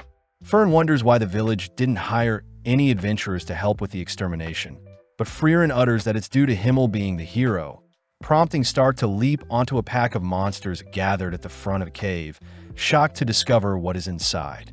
Before Stark can ask Freeren about what is in the cave, the Lord appears from the snow, squashing Stark, but Freeren realizes that the Lord has gotten weaker over the years. Before the Lord can attack Freeren, Stark appears, severing one of the creature's arms, prompting Fern to cast a barrier to protect Freeren from the creature's second claw. Pleased by her students' attacks, Freeren decimates the Lord with one single spell, fulfilling her duties. Heading over to Stark, Stark asks to know why the hero's sword is still in the stone, but Freeren utters that the sword's aura is attracting the monsters, but a barrier is protecting the monsters from claiming the sword. Seeing as Stark is more curious as to why the sword is still here, Freeren gets permission from the chief to tell the truth, revealing that Himmel actually failed to draw the sword from the stone. Even after failing, Himmel promised to slay the Demon King, fulfilling his promise and ultimately became a true hero, even without the magical sword. Fern wonders why people would lie about Himmel retrieving the sword, but Freeren reminds everyone that a hero doesn't need embarrassing stories staining their legacy, and is meant to be a pillar to shape and inspire future generations. As everyone leaves the scene, Stark can't help but stare at the blade, suddenly remembering a flashback, only to cut to later that day where the gang prepare to depart, promising to return in 50 years' time. Deciding to head to a more thriving village, Freeren gives everyone permission to do as they please after checking in, leading Fern to invite Freeren to go shopping with her, but Freeren declines, wanting to spend the day reading her grimoire. Out of nowhere, Freeren suddenly remembers today is Stark's 18th birthday, shocking Fern as she hasn't thought of what present to get Stark. Fern is curious if Freeren has prepared something for Stark, making Freeren gleefully rush towards her suitcase, unveiling a potion that dissolves clothing, an item that Freeren learned men would love. Annoyed, Fern dumps the potion all over Freeren, storming off at how disgusting Freeren's present was. But now left alone, Freeren wonders what present to get Stark now. Reaching for a ring, Freeren wonders if Stark is worthy of such an item, but instead retrieves a piece of paper with some writing.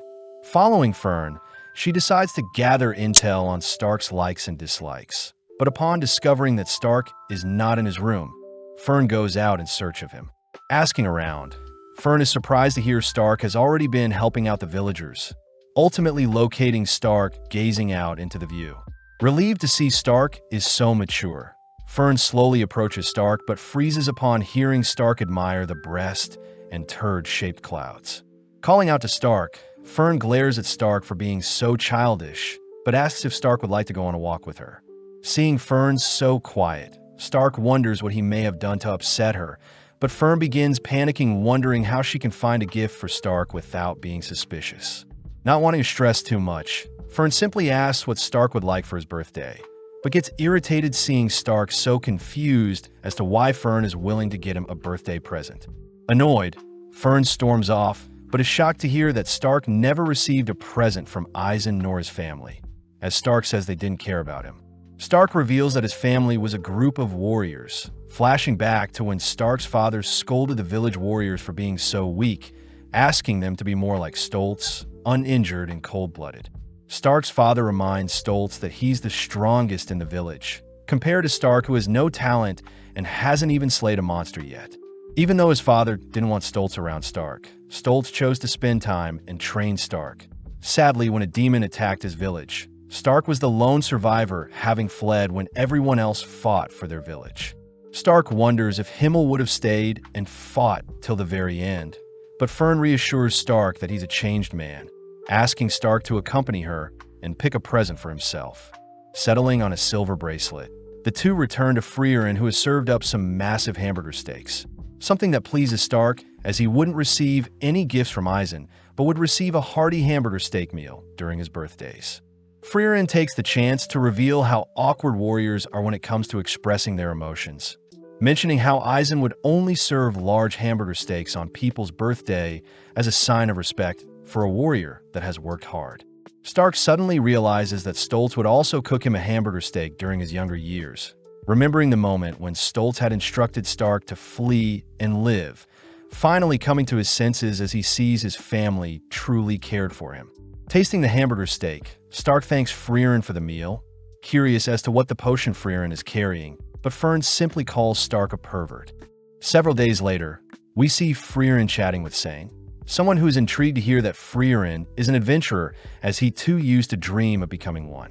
Sane mentions how he had a friend who was fixated on living out an adventurous life, but as Sane grew older, he slowly grew apart from his friend who continued down the adventurer path. Sane admits that he regrets not joining his friend 10 years ago. But when Freeren asks why Sane is telling her his backstory, Sane says he needs to prepare for his village upcoming festival, so he needs help escaping the swamp he is stuck in.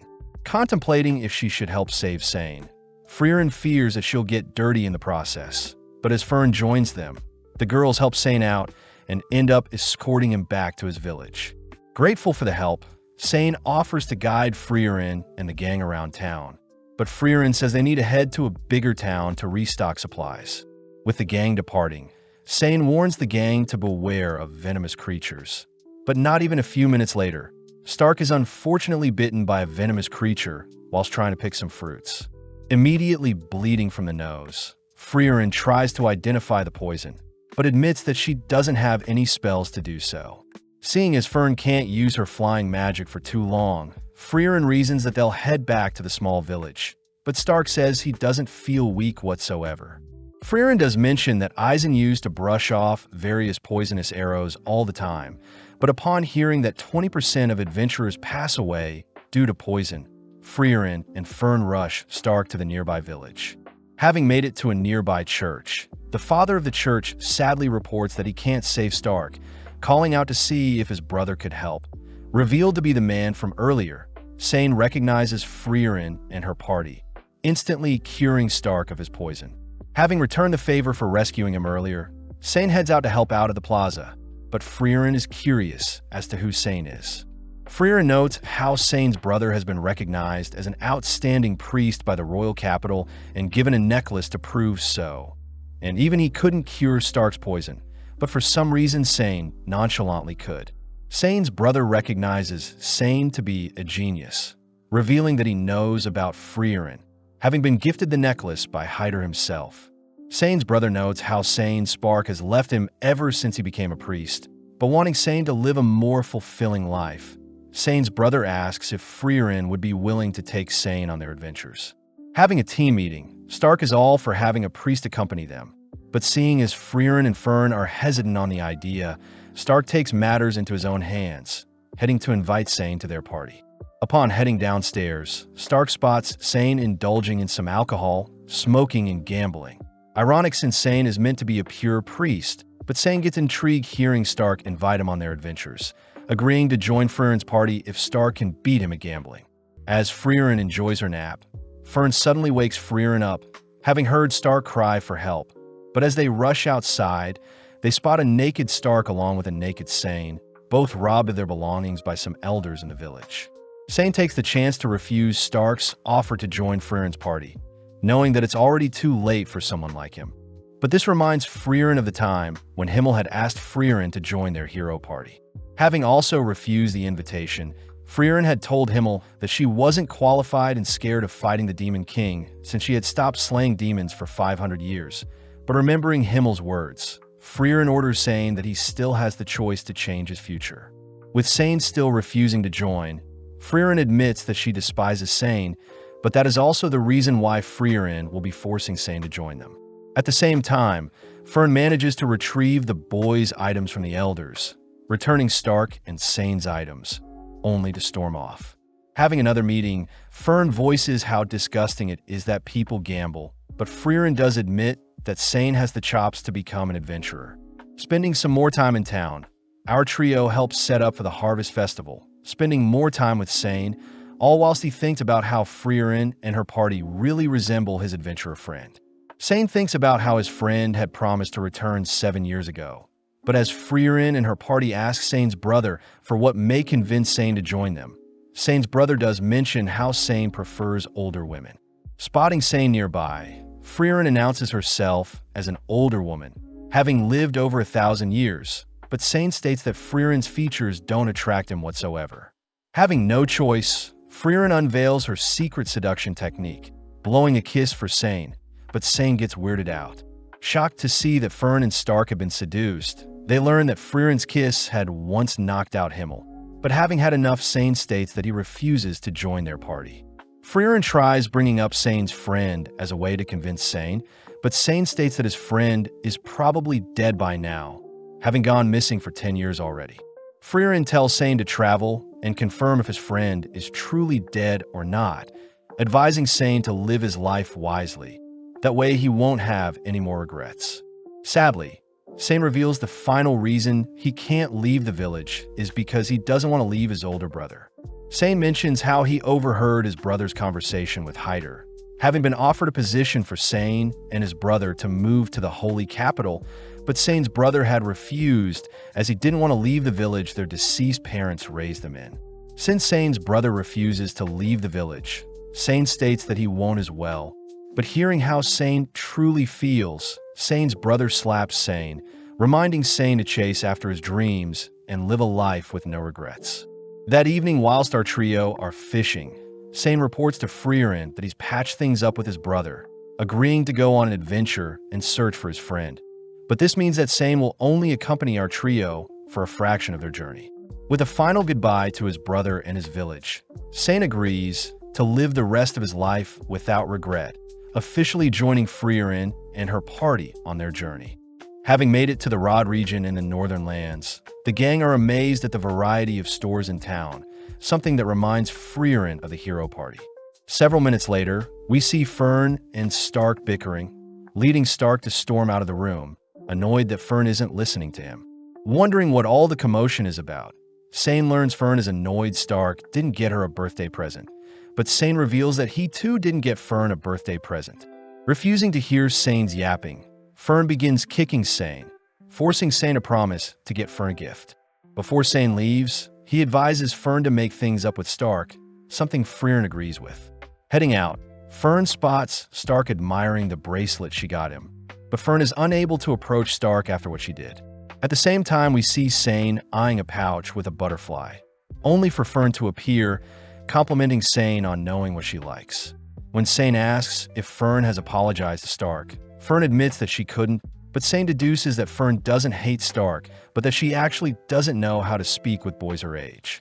When Sane asks Fern to pick a gift for herself, Fern refuses, making Sane smile as he chooses a pouch for Fern. Sane reminds Fern that Stark isn't the smartest person in the world. Plus, it was a joint effort when Fern bought Stark a gift on his birthday.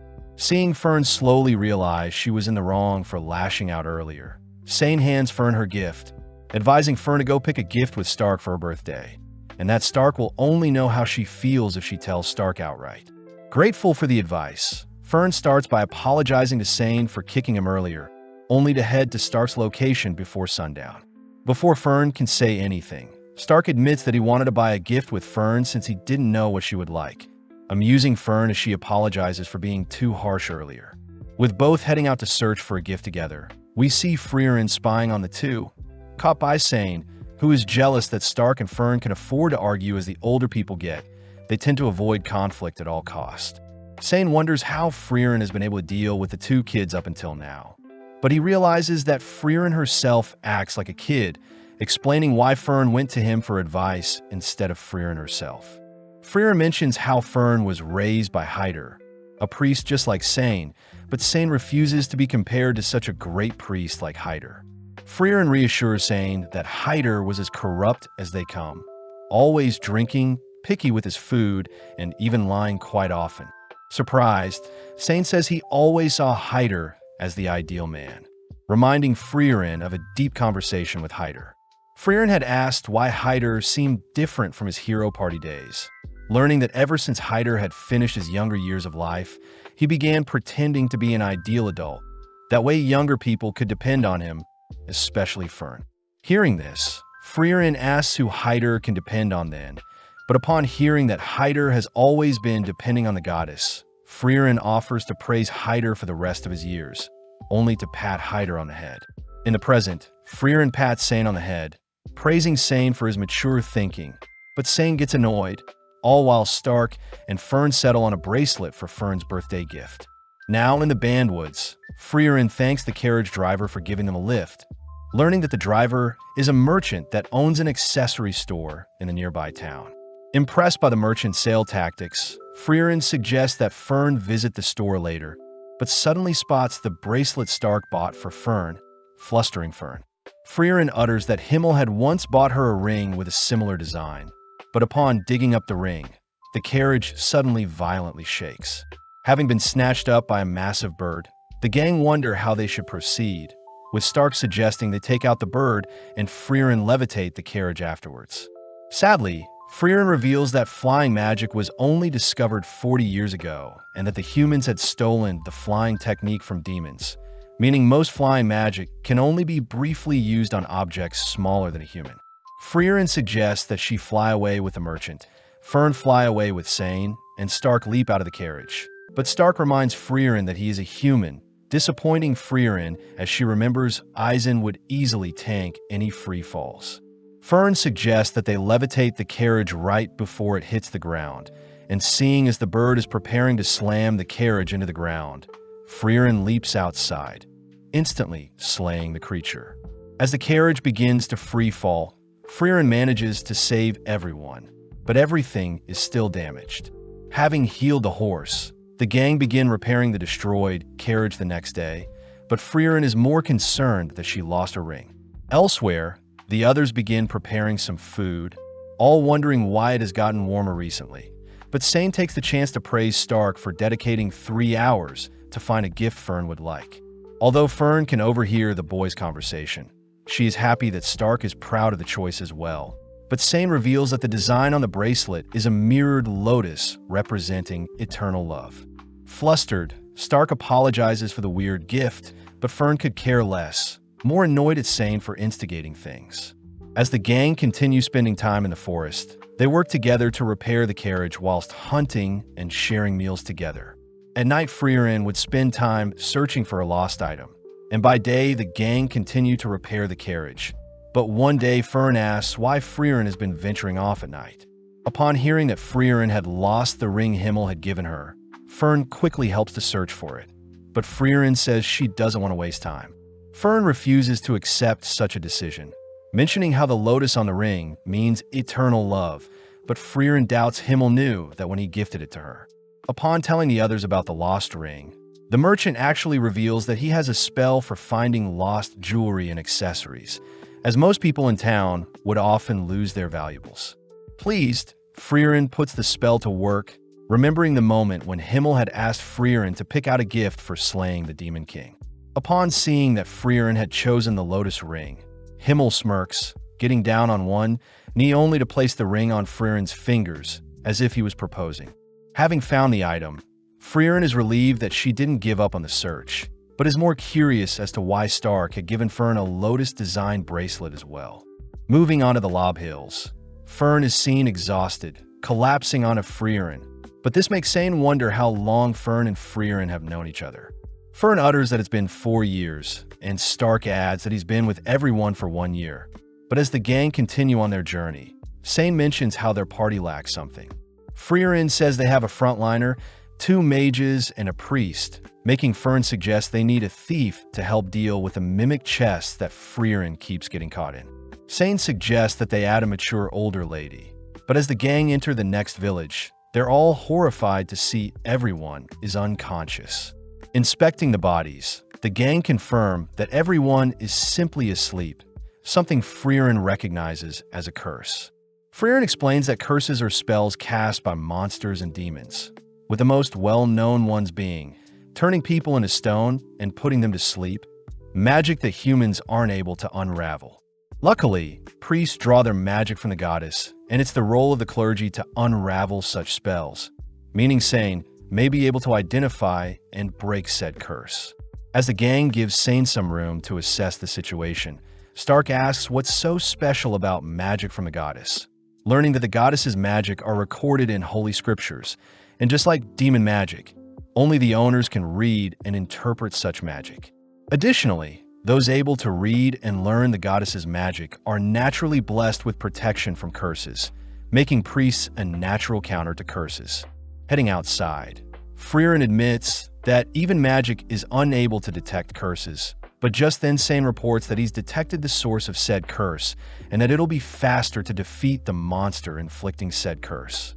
Before the gang can head off, Stark is revealed to have been cursed and fallen asleep, prompting the gang to hurry. As they travel through the night, they levitate Stark's body with them, but as night falls, Fern ends up falling asleep as well. With no other choice, Freeren conceals the lovebirds with a barrier, leaving only Freeren and Sane alone. The deeper they venture into the forest, the more sleepy Freeren gets, asking Sane to wake her up when they encounter the monster. But Sane cries that he can only wake Freeren up for 5 seconds. Sensing the creature nearby, Sane has no choice but to carry Freeren with him, placing Freeren down as he finally comes face to face with a subspecies of the Chaos Flowers. Knowing that the monster is slowly draining the mana of its victims, Sane begins to evade the monster's advances, reciting that Chaos Flowers merge with local flora to exist and that their cores are their weaknesses.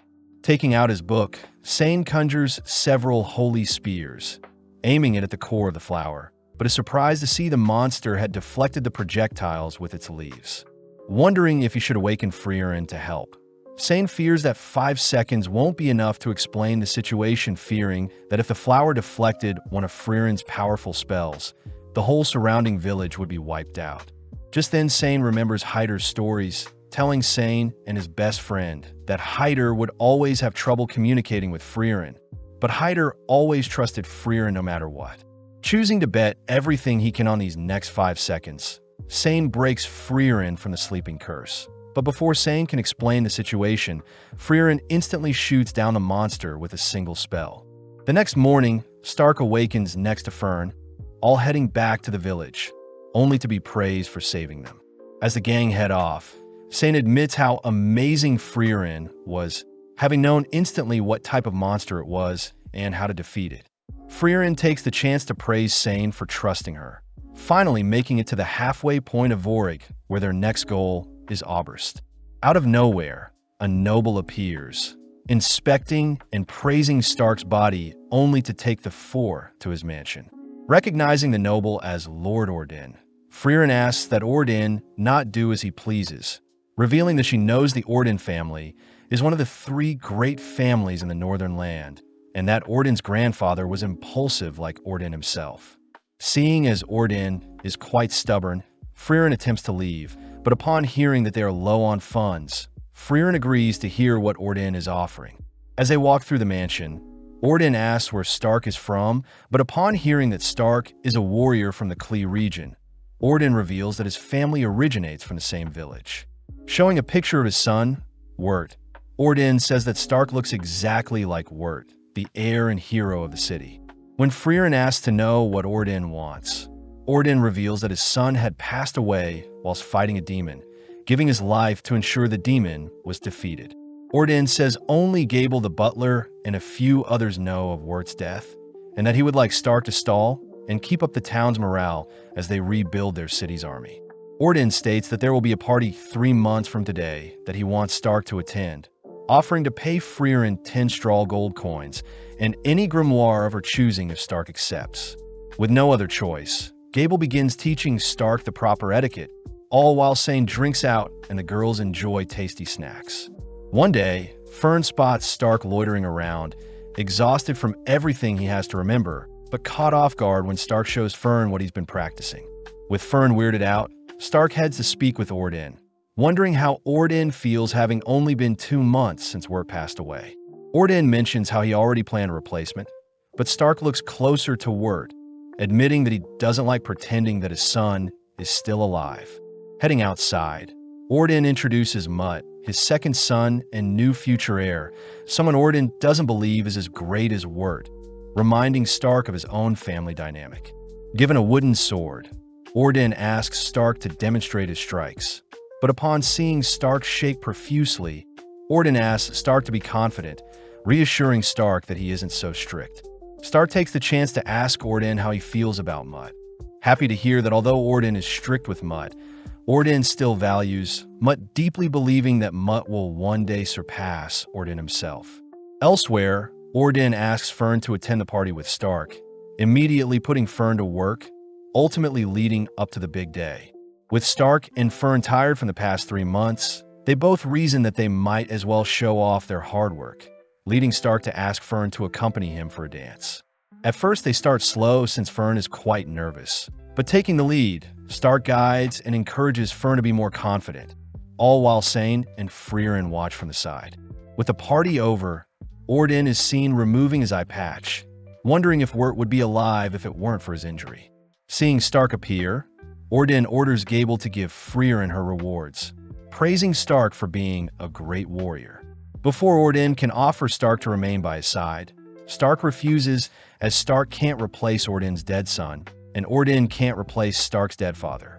Orden reveals that Wirt and himself had a fight during their last conversation, something Stark can relate to, as he too needs to apologize and return to Eisen before it's too late. Flashing back, we see Sane passing time by fishing, but is interrupted by his friend who drags Sane along to take photos with him, a memory Sane still thinks about. Now in the Klar region, Freeren tells everyone about a powerful dwarf in the upcoming village that has lived for over 400 years, amazing since dwarves normally live for only 300 years. Freeren says she refers to the dwarf as Old Man Vol, a rare case of someone that can relate with Freeren since they both live for a long time. But as the gang cross a small river, they spot the infamous village along with a sleeping warrior guarding the village. Revealed to be Vol, Stark feels bad for the old man, but Freeren calls Vol out for pretending to be senile again. Out of nowhere, Stark is suddenly struck, falling onto his knees as Vol warns Stark to always be cautious of everything he sees, as Vol could have easily taken off Stark's leg if he tried. With Vol inviting everyone into the village, Freeren orders Stark to remain behind and train with Vol, given a tour by one of the villagers. As Fern and Sane help the villagers harvest some crops, the villager mentions how he's never seen Vol so happy, having believed him to be only a senile old man. But the villager did mention how Vol chose to protect and remain in the village even after all this time. With the gang spending some more time with Vol, a week passes by in an instant, pleasing Freeren as Stark has improved quite a lot since training with Volume. Freeren reveals that Vol was the reason Freeren chose to learn more about Himmel and the Hero Party, cutting to the past when Himmel had asked Vol why he had stayed and protected the village for so long. Vol mentions how his wife was a human and that he's simply protecting the village to retain any memory Vol has of his wife, something Himmel finds admirable. Thanking Himmel for his kind words, Vol promises to remember the Hero Party once they've defeated the Demon King and have passed away, but Himmel reassures Vol that Freeren and Eisen will be the ones to continue their legacy even after passing. In the present, Vol asks Freeren if she remembers the faces and voices of her Hero Party, but Freeren gets offended, stating that Himmel is the reason she has begun to change. Hearing Vol utter that he has forgotten his wife's face and voice, Freeren calls Vol out for joking around, mentioning how her party will be heading to Oriole near the Demon King's castle. Pleased, Vol gets excited that Freeren is finally going off to defeat the Demon King. But this surprises Freeren as she wants to tell Vol that the Demon King has already been defeated, but holds back not wanting to disturb Vol's peace. With a final farewell to Vol, the gang continue on their path, occasionally stopping so Sane can ask around for his friend's whereabouts. Stark is impressed that people still remember the name of Sane's friend, even after 10 years, but Sane mentions how his friend went by Guerrilla Warrior, a memorable title. With a mere bridge separating the gang from reaching the magical city of Oberst, the gang choose to rest first at a nearby village, excited to hear that Gorilla Man did indeed help defeat a demon in the village, but only a stubborn old woman may remember where Gorilla Man did after. Upon visiting the older woman, the woman refuses to give the gang info on Gorilla Man for free, starting off by having the party run several errands that take up several hours. Once the gang has wrapped up and reported back to the older woman, she finally agrees to give the gang their final task, and only after will she give them the information they want. Heading to some old statues, the woman mentions how she recognizes Sane, but upon seeing the old statues, the gang hear that the statue honors two forgotten heroes. Realizing one of them to be Kraft, Sane suddenly remembers a time when Hyder had shown the younger versions of Sane and Gorilla Man a similar statue, warning that everyone's legacy will eventually fade and be forgotten. From that moment on, Sane's friend had claimed the name of Gorilla Man, and Sane was given the title of Goatee Priest. Having helped clean up the statue, the old lady reveals that Gorilla Man also helped clean the statues a long time ago, even speaking quite highly of Sane. As the gang begin heading off, Freeren realizes Sane knows where his friend is, believing his friend is in the opposite direction of Oberst, making Sane struggle to decide what to do. Conflicted on what he should do, Sane reminds himself that he's on the journey to look for his friend, but seeing as they need more time, the gang spend the night in town. With Fern and Sane heading out to retrieve firewood and food, Fern and Stark share a moment when Fern teases Stark with her cold hands, but the gang get worried seeing snowfall. The next day, the town is consumed by a blizzard, meaning they won't be able to proceed with their adventure until the blizzard dies down. Luckily, Freeren knows that there's a magic store with a shady shopkeeper, mentioning there could be a possibility for legendary spells. Since they'll be staying in town for a month, Sane gets quite relieved, getting to share meals and spend time with Freeren and the others. With several days already passing by, Sane is seen drinking with one of the village elders, realizing that he's been spending time away from Freeren and the others. At that moment, Freeren appears, asking if Sane can mediate an argument between Fern and Stark. Upon checking up on the two, Sane and Freeren ask why Fern is angry with Stark, but seeing as they aren't getting anywhere, Sane chooses to speak with Stark privately. Stark reveals that he was simply paying Fern back for the time when she placed her cold hands on Stark's face. But when he did it to Fern, Fern got mad at him. Seeing as Stark and Fern are having another simple disagreement, Sane asks Stark to simply apologize and tell Fern what his true intentions were. Up next, Sane speaks with Fern privately, relieved to hear that Fern doesn't hate Stark for what he did, but was simply frightened when Stark held Fern in place with his strong hand. With the two lovebirds making up, Freeren and Sane share a meal, prompting Sane to ask why Freeren invited him on the journey in the first place. Freeren reveals that Sane reminded Freeren of herself before she met Himmel and the hero party, simply giving Sane a reason to adventure and live life, just like how Himmel gave Freeren a reason to live. Grateful for the memories, Sane bids farewell the next morning as he plans to search for his friend, surprising Stark and Fern since the farewell was quite short. As our trio make it to the Offen mountain ranges, where Stark is tasked with hunting and gathering, but one day Stark discovers that Fern has caught a fever. Calling on Freeren to cure Fern, Freeren realizes that Sane had left behind some medicinal herbs. Grateful as Freeren can identify the illness and cure Fern accordingly.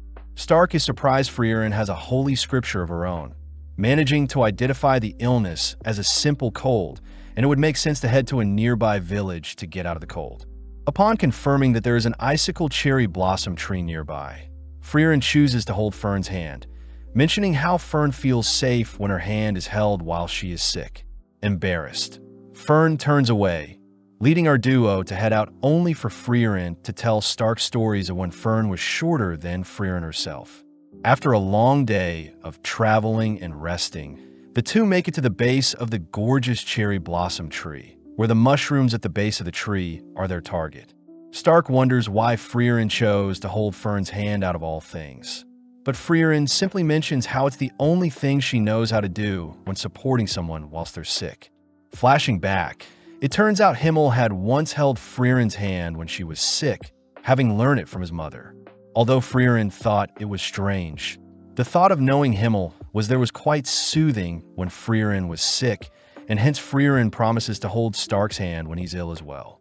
Upon retrieving the mushrooms, Freeren begins concocting a scary-looking mixture, only to feed the medicine to Fern, all while Stark helps out in the village. Having made a full recovery, the gang thank the village for all the help, finally heading towards Oberst, the Magic City.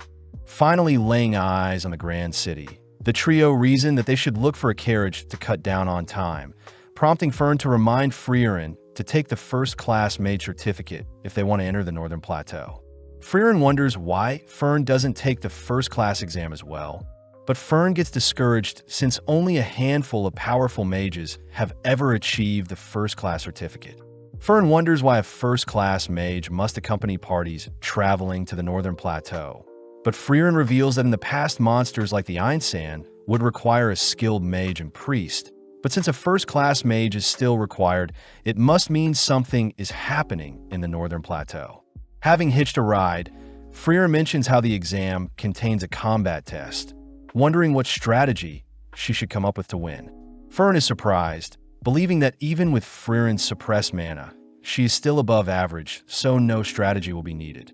Freeren takes the chance to educate Fern, revealing that a mage's technique, experience, spells, control, effort, and tenacity will also play a role in the overall strength of a mage.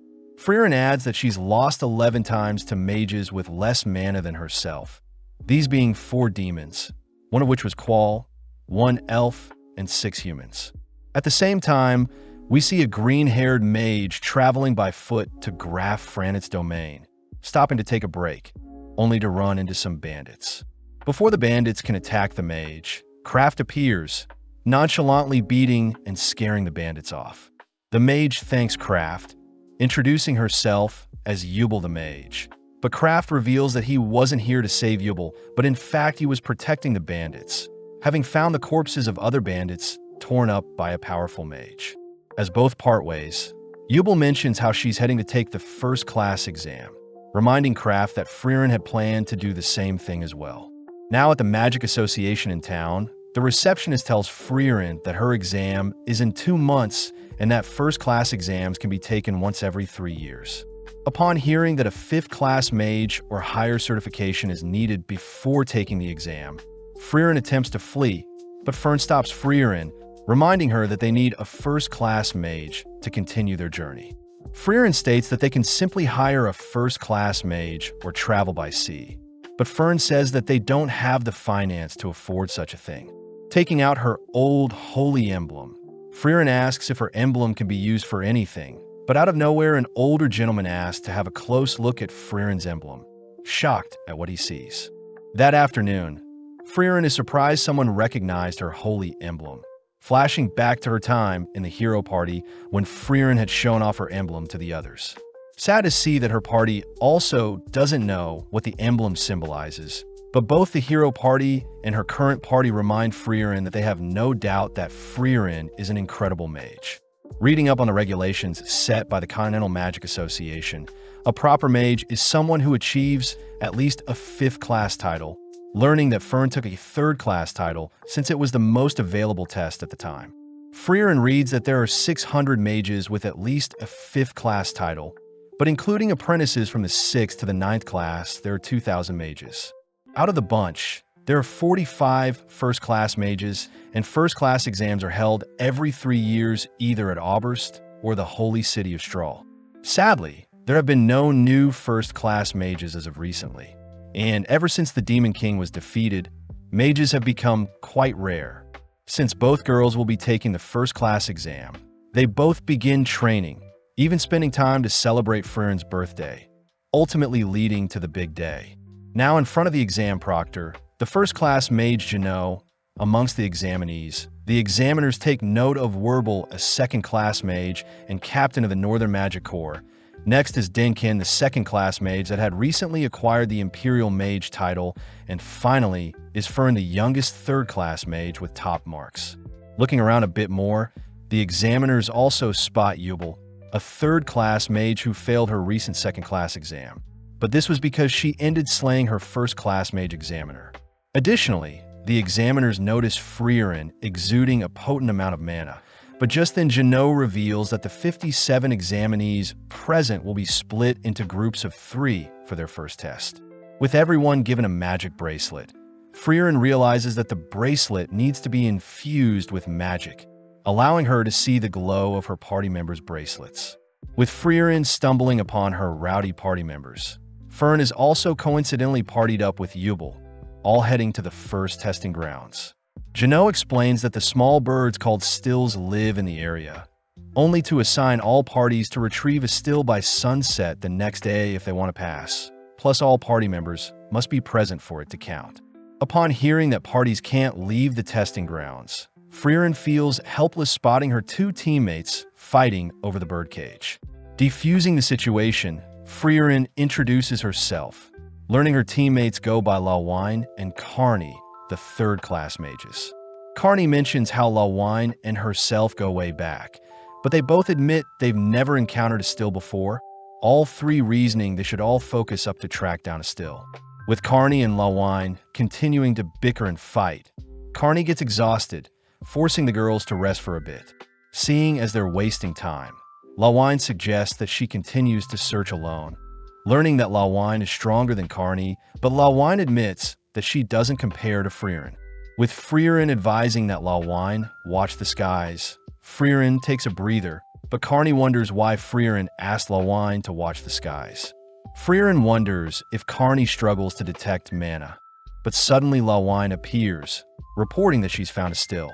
Instantly, Carney attempts to trap the bird in a water barrier, but when the bird evades, Lawine manages to freeze the water, ultimately capturing the still. Although Freeren praises the girl's attempt, the still instantly disappears, dousing the girls with water as Freeren reveals that stills move faster than the speed of sound, suggesting that they continue to observe the bird before capturing it. Spending more time together, Carney and Lawine continue to argue, and sadly they fail to capture a single still, but they choose to set up camp as night falls. That night, Carney awakens to the sound of rain, only to notice that Freeren is missing, only to go out in search of her. Having made it to a cliff, Carney wonders where the sound of rain is coming from, but is suddenly attacked by a monster. Pinned down and without her staff, Carney cries for Lawine, but out of nowhere Freeren binds the creature, reminding Carney to watch the skies. Giving Carney time to calm down, Freeren wonders why Carney and Lawine work well together even though they hate each other. Carney reveals that she is quite a coward, remembering a time when Lawine had stayed back to help Carney learn how to fly, even giving Carney several compliments to cheer her on. When Carney still refused to fly, Lawine kicked Carney off the cliff, impressed that Carney learned to fly when it mattered the most. Freeren is happy to hear that Carney and Lawine appreciate each other after all, but is more intrigued to hear that Carney has come up with a plan to capture a still. Returning to the campsite, Freeren sits watch as the girls sleep, remembering a time when Eisen was shaking in fear, knowing that their hero party needed to face a dragon. Himmel apologizes as he thought an inspirational speech would help Eisen out, but when Himmel admitted that he was scared as well, Eisen thanked Himmel for being honest. Knowing that the dynamics for parties differ from case to case, with Freeren leaving to test something, we switch over to Fern's party, who had managed to capture a still for themselves. Seeing Fern relaxed, Fern's members remind Fern that other parties can still steal their still, asking that Fern prepare to fight other mages. The next morning, Freeren and her party go over what they know about the still. First, the creatures travel faster than the speed of sound. Next, the bird can break out of any normal restraints. Additionally, the creatures can detect mana and flee upon sensing danger.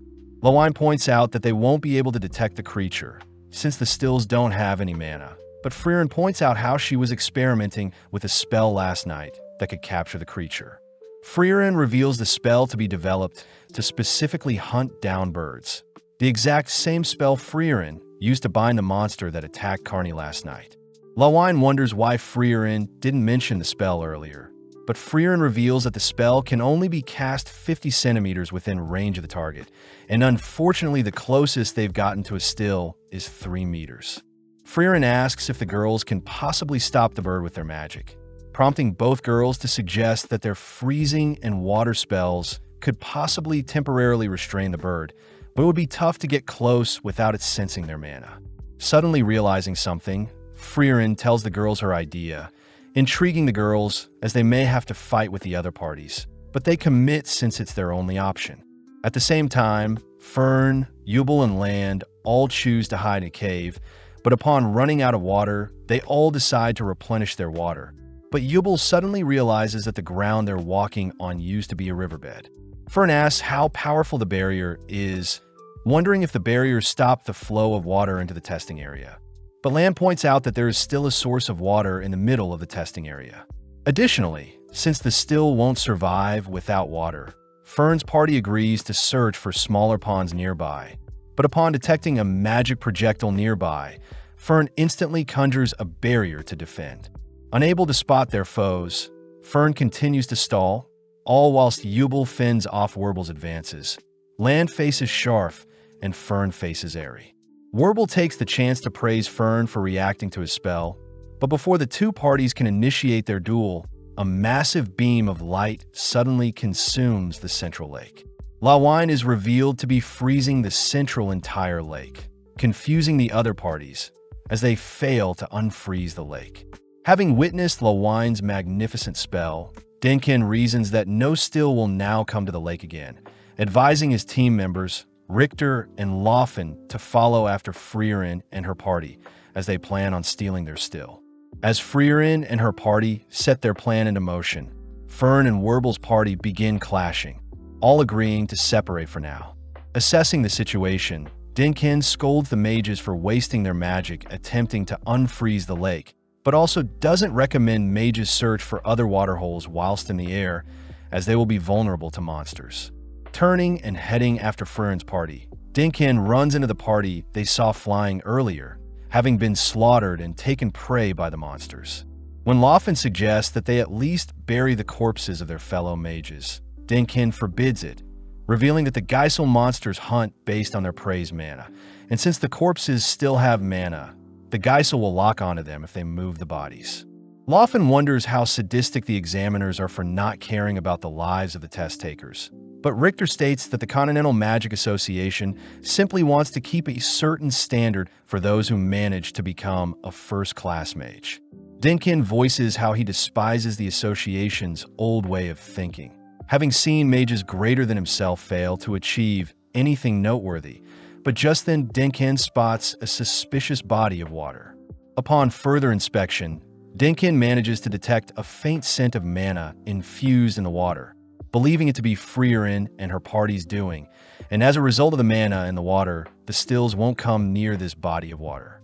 Denkin deduces that Freeren and her party plan on infusing all watering holes with mana, forcing the still to rally at their desired body of water. But seeing as there is no way of finding which body of water Freeren and her party are at, Denkin suggests that they all rest for now. At the same time, Carney is seen reporting that she's infused as many bodies of water with her mana, all agreeing to bunker down in their current positions for Estelle to appear. Seeing as they now need to wait, Freeren suppresses her mana even further, uttering that she mustn't move or else mana will be released. As Carney and Lawine hide nearby, Freeren watches as various creatures drink from the nearby water source, but upon spotting a still land on her shoulder, Freeren successfully captures a still. In that instant, Denkin manages to detect Freeren's spell, sending Laufen to keep Freeren occupied. At the same time, Land faces Sharf, all whilst Fern faces Airy, who is shocked to see Fern is able to defend against all of her attacks. Strange since Fern uses basic attack and defense spells. Curious, Airy gets weirded out, having sensed a strange confidence exuding from Fern, but Airy does feel bad for Yubel, declaring that she'll be slaughtered having to face off against Werbel the strongest in their party. Fern calls Airy's bluff, revealing that she knows her is far stronger than Werbel himself, but not denying it. Airy states that Werbel's experience in battle is unmatched. Cutting to Werbel and Yubel's duel, Werble is forced to go on the defense, unable to detect Yubel's slashing attacks. Pausing for a moment, Yubel mentions how she may have overdid her attacks, but Werble deduces that Yubel's slashing attack has a 5-meter range, declaring that they should fight until the end.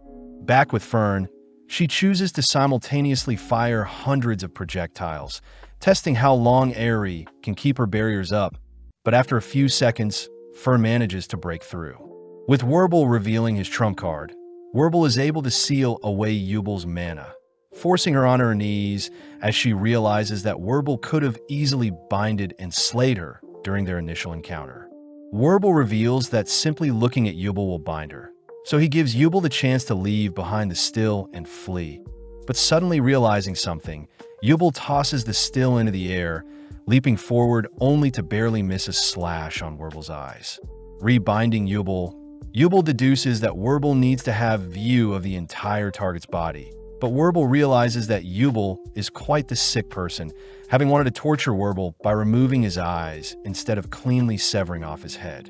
With no other choice, Werble prepares to slay Yubel here and now, but is intrigued hearing Yubel asking if Werble has ever slayed a child or mother. Playing along, Werble reveals that wars from where he comes from are quite messed up, as it wasn't too uncommon for children and mothers to be sent to war. Chatting for a bit longer, Yubel realizes that Werble's binding spell is a reflection of himself, as he doesn't like taking people's lives and prefers to bind them where he can. But before Werble can silence Yubel for good, Fern appears, ordering Werble to not move. Shocked, Werble notes how he couldn't sense Fern at all, deducing that Fern was the one to have captured the still for her party. Yubel notes how Werble also had a binding spell, but was just unlucky to have not stumbled across a still for himself. Demanding to know where Aerie is, Werble is shocked to learn that Fern killed her, making it now impossible for his party to finish the exam, as all party members must be alive and present to pass the exam. Unbinding Yubel, Werble heads off, allowing Yubel to praise Fern for lying. Cutting to Land and Sharf, Sharf manages to weave his projectiles through Land's barrier, landing a fatal blow on Land's dominant arm. Land admits that Sharf's ability to turn petals into metal is an amazing spell, but Land has already identified the spell's weakness, pissing Sharf off as he demands Land surrender. Scolding Sharf for not being able to detect mana, Land appears behind Sharf, revealed to have used cloning magic the moment the test began. Knocking Sharf out, we cut to Werble, who is relieved to see that Aerie is still alive, only knocked out due to mana exhaustion. Werble learns that Fern used basic offensive magic to defeat a prodigy like Aerie, terrified to imagine what type of monster Fern will be in the future. As Werble carries Aerie on his back, they head to Sharf's location, forcing Werble to levitate Sharf alongside them as they all hear rain hitting the outside of the dome. Aerie and Sharf apologize for losing, since now their party will fail, but Aerie takes the chance to thank Werble for saving her village from a demon in the past. Werble corrects Aerie, as he had begun slaying demons in the Northern Land for a girl he liked 29 years ago, having hoped she would return once he became stronger, but ironically Werble had already forgotten what she looked like. With Werble and his party making plans on what to do after the exam, Aerie offers to introduce Werble to her grandpa, who is a first-class mage, but suddenly Aerie points out a still in the trees. Instantly, Werble binds and captures the bird, grateful that his luck has finally turned around. At the same time, we spot Freeren and her party glaring at Laufen, all whilst Denkin observes Freeren from afar. In the blink of an eye, Laufen disappears, having stolen the still right from Freeren's palms, intriguing Freeren. Elsewhere, we see Examiner Sense scolding Jeannot for allowing so many promising mages to die, but Jeannot reminds Sense that only the most elite should be allowed the title of first-class mage. Sense mentions how the test revolves solely on luck, but Jeannot reminds Sense that luck is a skill as well, believing that in the remaining 3 hours for the test, things should get real interesting. Sense wonders who Jeannot thinks will pass the exam, annoyed to hear that Jeannot believes Denkin will pass, since Denkin only cares about power and money. Back with Freeren, we see Denkin and Richter reveal themselves, surprising Freeren as Loffin's Jilwar spell should have allowed her to move at a high speed and steal the still without further intervention. Unfortunately, Dinkin admits that Freeren would have easily been able to track down Loffin's pathing, revealing that he knows Freeren is the elf from the famous hero party. Richter states that he plans to kill one of Freeren's party members, but before Richter can cast anything, Dinkin orders Richter to stand down. Surprised, Richter wonders why a cold Imperial mage like Dinkin would be so reserved to killing, but Freeren and Dinkin both agree that the title of first-class mage isn't worth taking another's life. Pissed, Richter reminds everyone that more than 50 years ago, the founder of the Continental Magic Association, Ciri, appeared, promising to give anyone with the title of first-class mage any spell of their choosing. People have since then regarded Ciri as the closest thing to the goddess themselves. Therefore, mages must do whatever it takes in order to obtain the title of first-class mage, if they want their wish granted by Ciri. Hearing Richter once again declare that he'll slay one of the girls, Dinkin orders Richter to only place their enemies to sleep, prompting Richter to separate both parties with an earth spell, allowing Dinkin and Freeren to face each other. Flashing back, we see Flam take Freeren to meet with her master, Ciri. As Flam and Freeren kneel before Ciri, Ciri is impressed by her student as Flam had managed to acquire a powerful elf as a disciple, leading Ciri to grant Freeren any spell of her wish. Sadly, Freeren refuses, stating that she finds joy in searching for the spell. But this disappoints Ciri as Freeren lacks the ambition to prioritize growing stronger. Correcting Ciri, Flam states that Freeren will ultimately be the one to slay the Demon King. Confusing Ciri as such a feat isn't that impressive. Flam adds that Ciri yearns for a good battle, but Freeren yearns for peace.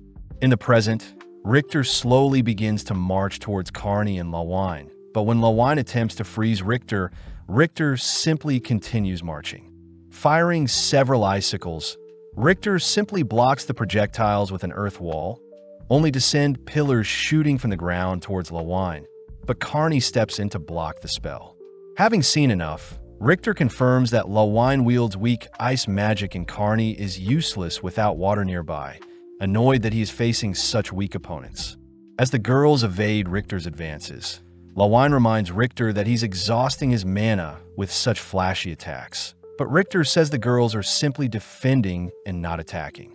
Richter states that a mage's barrier is quite effective, but it hasn't improved over the years since a complex defensive spell would be useless during battle. Crouching down, Richter suddenly conjures a rock pillar, an attack so strong that it blows the girls into the air. Before Richter can leave, he's disappointed to see the girls refusing to give up, amused to hear Lawine threatening to manipulate the water in his body. Richter reminds the girls that mages must first be able to picture the spell before they can cast it. And even if the girls manage to grasp the complexity of a human body, Richter's mana will protect him from any of the girls' magic. Admitting that they were simply bluffing, Lawine does point out how Richter is also scared of something, realizing that Richter had purposely moved them away from any bodies to prevent Carney from using them. At the same time, Dinkin and Freeren effortlessly exchange attacks, but as the fight draws on, Dinkin admits that his mana will be depleted before Freeren's. Choosing to end the battle quickly, Dinkin encases Freeren with a tornado, igniting the tornado, which catches the attention of the examiners. The examiners state that the barrier created for the exam was made by Ciri herself, but they do find it weird how someone was analyzing the barrier recently. At the same time, Freeren appears from Dinkin's spell unharmed, forcing Dinkin to barrage Freeren with several light projectiles. Out of nowhere, Dinkin is forced to defend against a stray projectile, amazed that Freeren both defended and fired off a shot of her own. Having closed the gap, Freeren rushes Dinkin with a spell, ultimately defeating Dinkin, who has exhausted his mana. Approaching Dinkin, Freeren demands to know where Loffen and the Still are, but Dinkin refuses to disclose anything. With no choice, Freeren flips Dinkin over, stating that she knows Loffen is nearby, only to threaten to slay Dinkin if Loffen refuses to show herself. Dinkin orders Loffen to stay hidden, but seeing Freeren prepare to harm Dinkin, Laufen blinks to save Denkin, only for Freeren to intercept and capture the two. Taking back the still, Freeren ties the two up, but Laufen takes the chance to ask why a wealthy, well-off man like Denkin is so fixated on becoming a first-class mage. Denkin utters that his homeland is within the northern plateau, and he simply wants to visit a grave in his homeland. Denkin asks if Freeren will need to help the girls, warning Freeren about Richter's sporadic nature, but Freeren mentions how she's finished analyzing the barrier. With Richter confirming that Denkin lost to Freeren, he turns his sights back onto the girls, this time dead set on unleashing powerful earth magic to snuff out Carney and Lawine. At that moment, Freeren unveils the spell she's been working on, conjuring a beam that is shot into Ciri's barrier.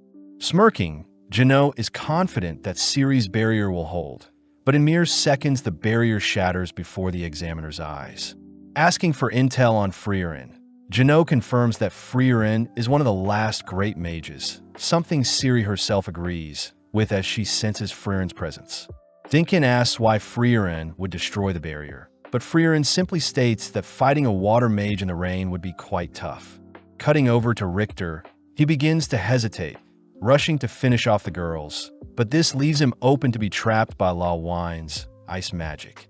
Unable to move, Richter watches as Carney conjures a massive ball of water, ultimately overwhelming Richter as the surge of water bypassed all of his defenses. Heading over to the girls, Freeren utters that they have 2 hours remaining, praising both girls with head pats for their hard work.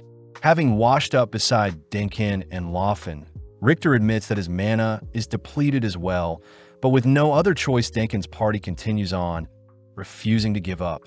Following Fern and her party, Yubel is weirded out to learn Fern only uses basic spells to fight.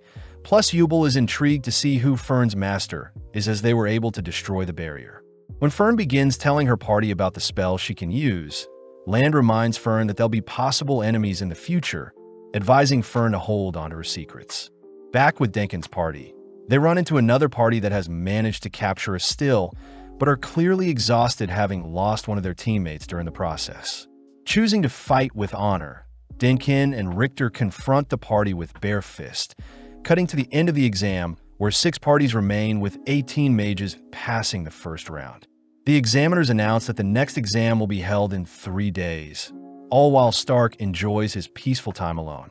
The next day, Stark is seen lounging around in bed, only to be awoken by a sudden knock at the door. Upon realizing it's Fern and Freeren, Stark is immediately interrogated for slacking off, all 3 heading out into town to hopefully cheer Fern up. Freeren suggests an expensive store she visited with Himmel in the past, but as we cut to Richter, he is seen helping his grandma repair a broken lamp.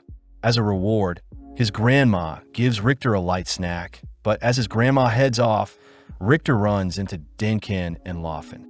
Seeing as they've run into each other, Denkin suggests that they eat out together, but Richter simply refuses. Beginning to close up shop, Richter overhears that Denkin's deceased wife used to share a meal with him at a famous restaurant in town, ultimately convincing Richter to agree to join Denkin for a meal. That night, Land is seen walking through town, briefly stumbling onto a lost kitten, only to spot it reunite with its mother. Out of nowhere, Ubbel appears, asking for a quick chat, something Land goes along with. Land takes the chance to ask why Yubel didn't slay Werble when she had the chance, impressing Yubel, as this means Land was observing her fight. Yubel mentions how, when she heard Werble's past, she began empathizing with Werble, suddenly casting Werble's binding spell. Unable to move, Land hears that Yubel is able to copy any spell she's seen as long as she places herself in the shoes of the mage. Yubel praises Land for having such perfect clones, wondering what type of life Land lived before they met. But Land refuses to disclose anything, disgusted by mages like Yubel who operate based on feeling instead of theory. Still curious about Land, Yubel releases her bind, only to tag along to wherever Land is going. At the same time, Denkin shows Richter and Laufen the restaurant he used to visit often with his wife, a restaurant Richter recognizes as the most expensive one in town. Regardless, Denkin and his gang head in, coincidentally spotting Freeren and her party, But seeing as they're enjoying themselves, Dinkin chooses to not disturb them. As Freeren, Stark and Fern choose their own meals, Freeren remembers back to when the hero party had returned a stolen knife to Lecker, the chef of the restaurant. Lecker had promised to serve the hero party all throughout the night, even promising to keep the restaurant open for the next 100 years, something Himmel had wished for. In the present, Freeren indulges on the same meal she had many years ago, disappointed that the flavor isn't the same, but regardless, it's still delicious. With Freeren's party, Dinkin's party, and even Land and Jubel dining in the same restaurant, they all head off for the night, cutting to the next morning when Stark is spending time with an old man. Coming to fetch Stark, Freeren learns that Stark randomly met the old man when he was training, but regardless, Freeren asks for Stark's help. Back in the inn, Fern is seen giving Freeren the silent treatment, annoyed that Freeren had overslept and forgot to buy groceries. Seeing as Freeren isn't able to resolve things with Fern, Stark tries to talk things over with Fern, but only hears that Fern wants snacks before they can talk. Elsewhere, we follow Carney waiting for someone, only to spot Werbel and Scharf heading through town, strangely stopping in front of a man only to declare the man is not fit to be a warrior. Just then Lawine appears, apologizing for her dazzling outfit since her brothers along with her mother had chosen to spoil her with some gifts. Seeing the opportunity, Carney chooses to tease Lawine, but instead gets punished for doing so. Back with Freeren, she along with Stark attempts to buy snacks for Fern, accidentally running into Lawine and Carney who join them on their shopping spree. Happy to hear that Freeren made more friends during the exam, Stark is suddenly stopped by Werbel, glad to have finally run into a competent warrior. Weirded out, Stark is recruited by Werbel to help slay a monster. But seeing as Fern and Freeren aren't against such a thing, Werbel drags Stark along with him.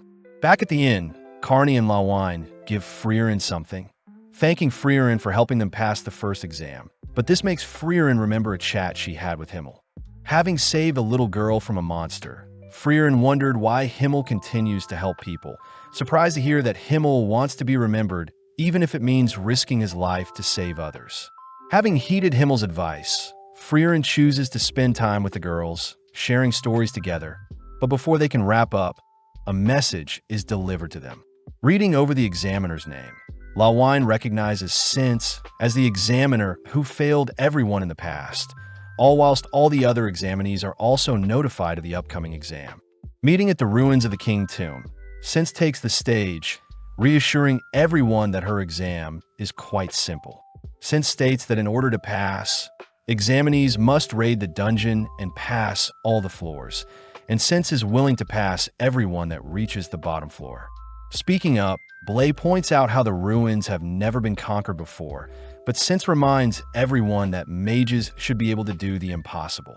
Sense will also be following the examinees to track who completed the dungeon task, but for safety Sense hands everyone a bottle with an escape golem.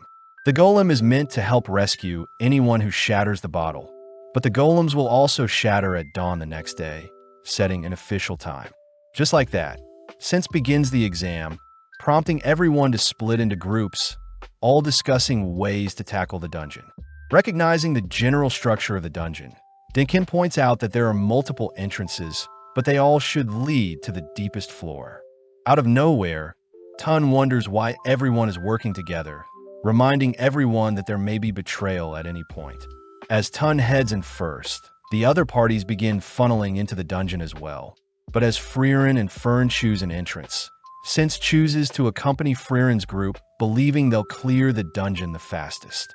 With the three making their way through the dungeon, they begin mapping down their route, but with Freeren's expertise, she even helps Sense avoid traps. Fern is amazed at how efficient Freeren is, but Freeren reveals that she learned a lot whilst traveling with Himmel since he loved exploring dungeons. Flashing back, the hero party is seen exploring a dungeon, but before they proceed to the next floor, Himmel decides that he wants to finish exploring their entirety of their current floor before descending.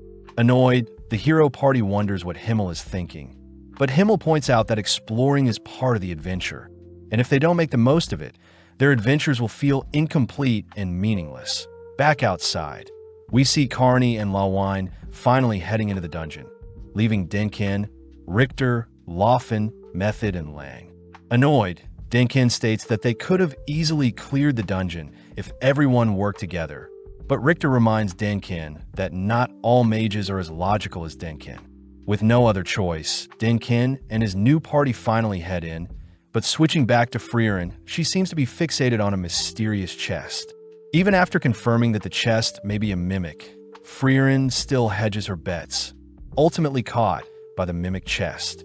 With Fern attempting to pull Freeren free, Sense gets weirded out seeing Freeren's weird obsession with chest. Elsewhere, Dinkin and his party identify a trap, all carefully walking around it only to spot the stain of a corpse where the trap was. Reaching a gate, Dinkin attempts to open the door with some magic, but accidentally triggers a trap, ultimately causing two gargoyle statues to lock onto the gang. Reacting quickly, Dinkin blocks and fires off a shot, tearing away at one of the monsters. But when it begins charging up a spell, Richter stalls it with an earth wall, buying enough time for Method to swiftly erect a barrier to halt its attack only to fire off a counterbeam of her own. At the same time, Laufen slams a second monster into the ground, but sadly the creature fires a beam that blasts Lang into a separate room, unluckily triggering a spike trap. Having had enough, Dinkin sweeps up the gargoyles with a torrential tornado that shreds monsters into pieces, only to check up on Lang. Seeing as the spells can't break Lang out of the trap, Dinkin orders Lang to break her bottle, causing a golem to spawn and successfully break out of the trap. But this means Lang has been disqualified as the golem is seen leaving the ruins. Back with Freeren, she manages to escape with Fern's help, leading Freeren to explain that she would normally blow the mimics up from the inside, but that would ruin her hair. Venturing deeper, the girls run into a gate guarded by gargoyles, but Freeren instructs Fern to blow them up before they are activated. Continuing to collect valuable items, Freeren chooses to explore each level to the fullest, eventually stopping to check on the loot they've acquired. Having a small chat, Sense wonders why a talented mage like Fern doesn't have any dreams or aspirations. But Fern says she only became a mage to make Hyder proud, and sadly, it seems her reason for getting stronger has dulled ever since. Sense asks why Fern is trying to be a first-class mage then, making Fern admit that she treasures the time she spends with Freeren, simply happy to follow Freeren wherever she goes. Following Werble and his party, the three stumble onto a strange-looking room, suddenly noticing that Aerie has been binded. Aerie manages to detect three mages nearby, prompting Werble to block an incoming beam, all while Scharf employs his magic to obstruct the enemy's view. With Aerie free, Werble confirms that their enemies are stone clones of themselves, declaring that the real test begins now. At the same time, Dinkin's group runs into a clone of Laufen, but with the gang working together, they manage to dispatch the clone, shocked at how perfect of a copy it was. Passing through into another room, the five are immediately weary of their next opponent, watching as a carbon copy of Freeren descends upon them. Following Janot, he goes over the Spiegel with his colleague, rehashing that such a fiend is a mythical creature able to use the memories of people in its dungeon to create perfect copies. Unlike the Einsam, the clones created are equally strong as the original, meaning Sense chose this test for the mages to challenge the examinee's ability to self-analyze and overcome their enemies as a team. Back with Dinkin's team, Dinkin and the others are forced to look for cover, horrified by the clone's monstrous attack. Elsewhere, Ubel and Land seem to be trapped, with Land severely injured. Just around the corner, Ubel's clone admires Land's golem bottle, making Ubel curious as to how perfect of a copy her clone truly is. Land seems like he doesn't want to chat, but mentions that the clones can't speak. During their initial encounter, Ubel's clone dashed straight for Land's golem bottle, ignoring Land entirely, something Ubel admits she would have done as well. Land finds it messed up that the clone has cornered them, but still chooses to wait for them to make a move first. Something Ubel believes is because the clone enjoys seeing them suffer. Seeing as Land is beginning to bleed out, Ubel asks if Land is the real one, but upon hearing that Land isn't sure himself, Ubel hands Land her bottle. Surprised, Land refuses since Ubel needs it for herself, but seeing as there is no other option, Ubel prepares to retrieve Land's bottle. In an instant, Yubel bolts around the corner, rushing in close to prevent the clone from binding her. But with each exchange, the two are evenly matched. Knowing that the final decider will be down to luck, Yubel relentlessly charges forward, but sadly Yubel falls victim to her own binding spell. Before Yubel is slain, Land appears behind the clone, drawing away its attention, allowing Yubel to free herself and finish off the clone. But upon retrieving Land's bottle, Yubel confirms that the Land following her all along was a clone. Land wonders why Yubel would risk her life for him, but Yubel points out that she has learned that Land refuses to sacrifice another's life for his own, having used Land's refusal of her bottle as proof. Back with Freeren's group, Fern points the gang towards a set of stairs, but finding something weird about one of the walls, Freeren declares that they're in front of a hidden entrance. When Fern pulls out the map to check for any hidden passages, Freeren stumbles onto a switch, turning it only to have the walls magically open, revealing a hidden set of stairs. Heading up the stairs, Freeren and the gang are amazed to have stumbled into a nicely preserved room filled with descriptions of the former king, something Fern finds fascinating. Satisfied, the gang finally head to the next floor, stumbling upon Dinkin and his party outside. Wondering why everyone is waiting outside a room, Freeren learns that her clone is preventing the mages from continuing deeper into the ruins. Seeing as the clone has all of Freeren's strength, Richter suggests they hypnotize or use binding magic, but Freeren states that she's immune to both. Dinkin suggests that they try both, in hopes to give an opening for Freeren to strike down her own clone. Needing intel, Method is tasked with analyzing Freeren, but Fern can't help but get jealous seeing Method hug Freeren. Method states that Freeren is indeed immune to both hypnosis and binding magic, but a powerful hypnotist may still break through, making the gang question if clones have minds to be hypnotized in the first place. Method declares that Edel the mage is the hypnotist they need right now, but Method stresses that Edel may not even make it to where they are, switching over to Edel's group, who seems to be hiding from Sense's clone. Edel, Blay, and Dunce note how most modern magic isn't suited for dungeons, since controlling objects is easier than creating them. Interestingly, several layers of magic can be detected on the clone's hair, leading Edel to praise Sense for being able to individually control each strand of her hair, something only the greatest of mages can do.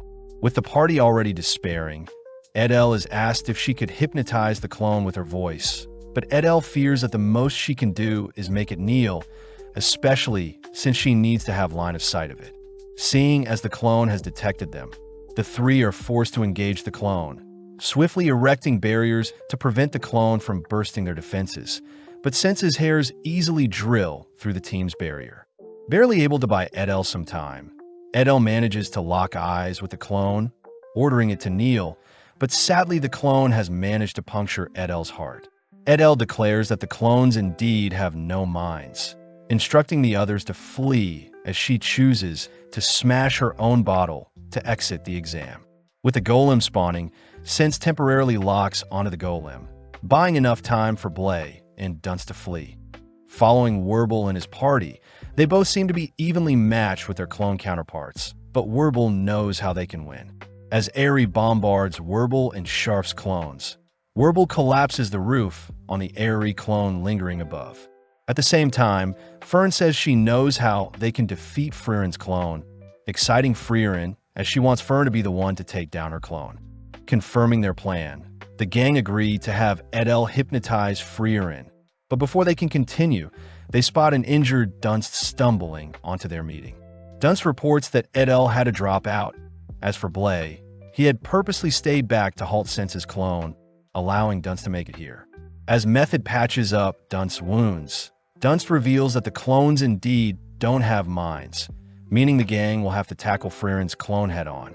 Richter speaks up, suggesting that the clones may have a unique weakness, but Sense simply remains quiet, unable to help the examinees. Appearing at that moment, Lawine reveals that the clones are being controlled by the mythical Spiegel, information she obtained from her brother, who had also explored the dungeon. Richter scolds Lawine for keeping the information to herself, But Lawine fires back, stating that Richter would have also kept the secret if it meant he was the last one standing. Continuing on, Lawine mentions how the Spiegel is hidden away behind the doors guarded by Freeren's clone, a creature that has no way of attacking or defending, solely relying on the clones. Sadly, Dinkin had already detected a high-tier sealing spell on the door guarding the Spiegel, a spell Freeren knows her clone must have cast, as it binds a mage's life to the seal, meaning the seal can only be broken when the mage is defeated. Seeing as they have to take down Freeren's clone, Lawine suggests that they all hurry up, since her brother found that the clones eventually gather on the bottom floor, cornering and slaying all who enter the dungeon. Seeing as clones will imitate the behavior of the originals, Fern asks Freeren to stand facing a nearby wall, but as Fern fires off a beam at Freeren, Dinkin suddenly realizes what Freeren's fatal flaw is as Freeren blocks Fern's projectile. Dinkin states that when Freeren casts a spell, she briefly stops detecting the mana around herself, something only beginner mages are meant to struggle with. Embarrassed, Freeren admits that she's never been able to overcome such a hurdle, prompting everyone to begin planning out strategy. Seeing Freeren so happy, Fern learns that Freeren used to treasure the times when her hero party would plan their attacks thoroughly before engaging in dungeon raids. With everyone agreeing on the best plan possible, the gang fear that having Freeren and Fern take on Freeren's clone alone still won't be enough, but Freeren reassures everyone that two should be more than enough, especially since the others need to hold off the horde of clones beginning to head down towards their level. Just like that, Freeren and Fern head in, alerting the clone to their positions. Immediately, Freeren and the clone float into the air, both attempting to predict each other's moves only for both to cast the same black lightning spell. Running for cover, Fern watches as Freeren evades her clone's attacks, both facing each other. But when a piece of debris falls on top of them, they simultaneously incinerate the debris with the same fire spell. Knowing that Fern has concealed her presence, Freeren turns her full attention onto her clone, fearing just how powerful herself can be when unleashed. Flashing back, Fern asks if she should really be using the Zoltrak spell to attack the clone, but Freeren reminds Fern that even a basic Zoltrak attack can destroy even Freeren herself, advising Fern to give it her all when attacking the clone. Having found an opening, Fern heads out preparing to attack the clone. But flashing back once more, we see Ciri surprised that Freeren is visiting her now that Flam has passed on. Freeren points out she is simply delivering Flam's will, shocking Ciri, as she didn't realize 50 years had already passed since they last spoke. Reading Flam's will, Ciri reads that Flam had managed to convince the Emperor to allow humans to begin researching and using magic, a surprise since humans believe magic was meant to be only used by demons for evil deeds. Flam had asked for Ciri to continue helping the humans further grow their understanding on magic to fight back against the demons. But Ciri is opposed to such a thing, shredding Flam's will only to ask Freeren to leave. Ciri is disappointed in Flam's suggestion, plus it seems Flam and Ciri never could agree on what was best for humanity, making Ciri wonder why she chose to train Flam to begin with. But Freeren reveals that Flam had already predicted Ciri would be opposed to her suggestions. Upon hearing that Flam had already achieved her dream, Ciri asked to go on a walk with Freeren, revealing that Flam originally didn't care for humanity and their struggle against the demons. Ciri also begins berating Flam for having her favorite spell be one that creates a field of flowers. But regardless, Ciri is still impressed that Flam was able to become the one that introduced magic to humanity. Since human lives are shorter than elven lives, Ciri doesn't blame Flam for rushing things so much, especially since Ciri and Freeren are interested to see how much magic grows and develops in the coming years. At that moment, Freeren manages to evade her clone's fatal spell, allowing Fern to land a direct attack on the clone. As the smoke clears, the clone appears unfazed, replying by conjuring a black hole, beginning to suck in everything around it, but Freeren swiftly dispatches the black hole. Using the surrounding rubble, Freeren summons a massive golem only to protect it from the clone's black lightning, prompting the clone to charge up another spell. At that moment, Fern attempts to land another Zoltrak, but the clone manages to detect and block the spell, simply continuing its incantation. With Freeren knowing that they'll tire out the clone eventually, we cut outside where Lawine and Carney's clone is beginning to zone in on Denkin and their party. But Lawine and Richter choose to confront them before it gets hectic. Denkin had asked for everyone to reveal their weaknesses, ultimately leading to Lawine and Richter to face Lawine and Carney's clone, Dunst and Carney to face Richter's clone, and Laughlin to face Method's clone. Flashing back, Method does point out how she is unable to detect Sense's clone along with Fern and Denkin's clone, an issue since the clones may be able to turn the tide if they intervene on Freeren and Fern's duel. When the gang call out how unfair it is for Sense's clone to be a factor, Sense points out that mages should be able to overcome such a hurdle, cutting back to Lawine and Richter, who managed to slay Lawine and Carney's clone. Preparing to head back, Lawine is suddenly impaled, prompting Richter to create an earth wall, but sadly Richter is impaled as well. With no other choice, both mages break their bottles. Right as Denkin arrives, sad to see he wasn't able to help. Even with Sense's clone facing away, Denkin admits that he alone will stand no chance against such a monster. Seeing as he must buy the others some time, Denkin prepares to distract the clone, but out of nowhere Yubel and Land ask if Denkin needs some help. When Denkin attempts to explain the situation, Yubel simply asks if Denkin needs the clone defeated, declaring that herself alone can defeat the clone, but Land doesn't believe Yubel. Yubel reveals that her cutting attack can slash anything she imagines, turning the corner only to confirm that her binding spell doesn't work on Sense's clone since not all of its hair is in her line of sight. With the clone charging at Yubel, Yubel activates her slashing attack, but at the same time Sense detects that Yubel is currently fighting her clone, mentioning how she already knows who will win. Flashing back 2 years, Sense recounts the time when she oversaw another first-class mage exam, watching as the genius defense mage Berg set up the second test. Berg had instructed the examinees to make him move, and if they did, he would pass them. But with his cloaks layered with defense magic, all mages failed to leave a scratch on Berg.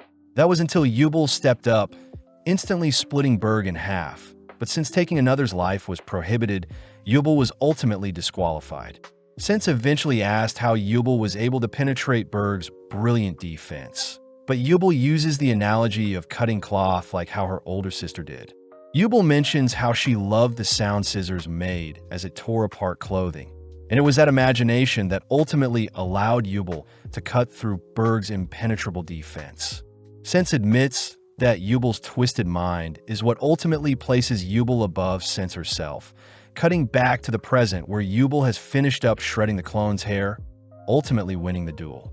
Following Method, she is seen healing Sharf, impressed to see Werbel and his party had managed to defeat their clone counterparts. But more interestingly, Yubel had managed to defeat Sense's clone.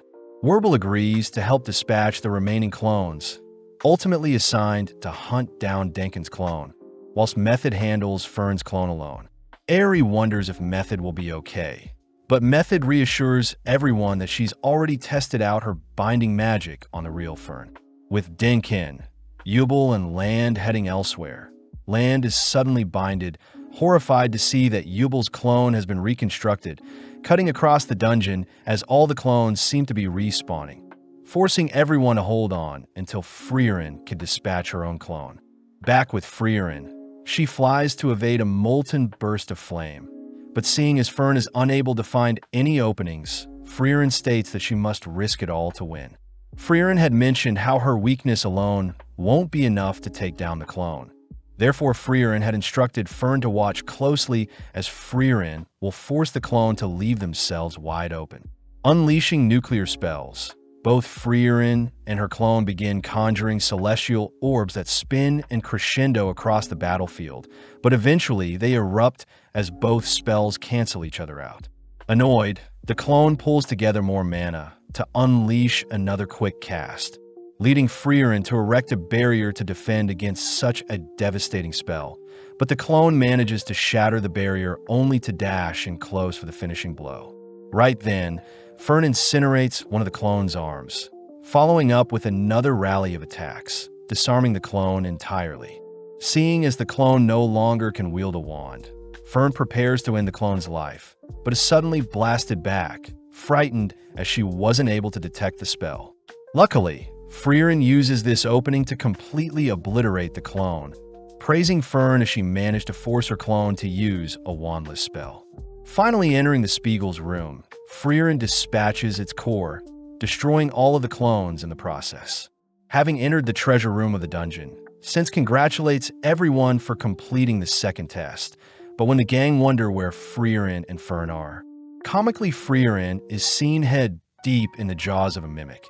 But outside, it's revealed that the golems can also heal those that are rescued by them.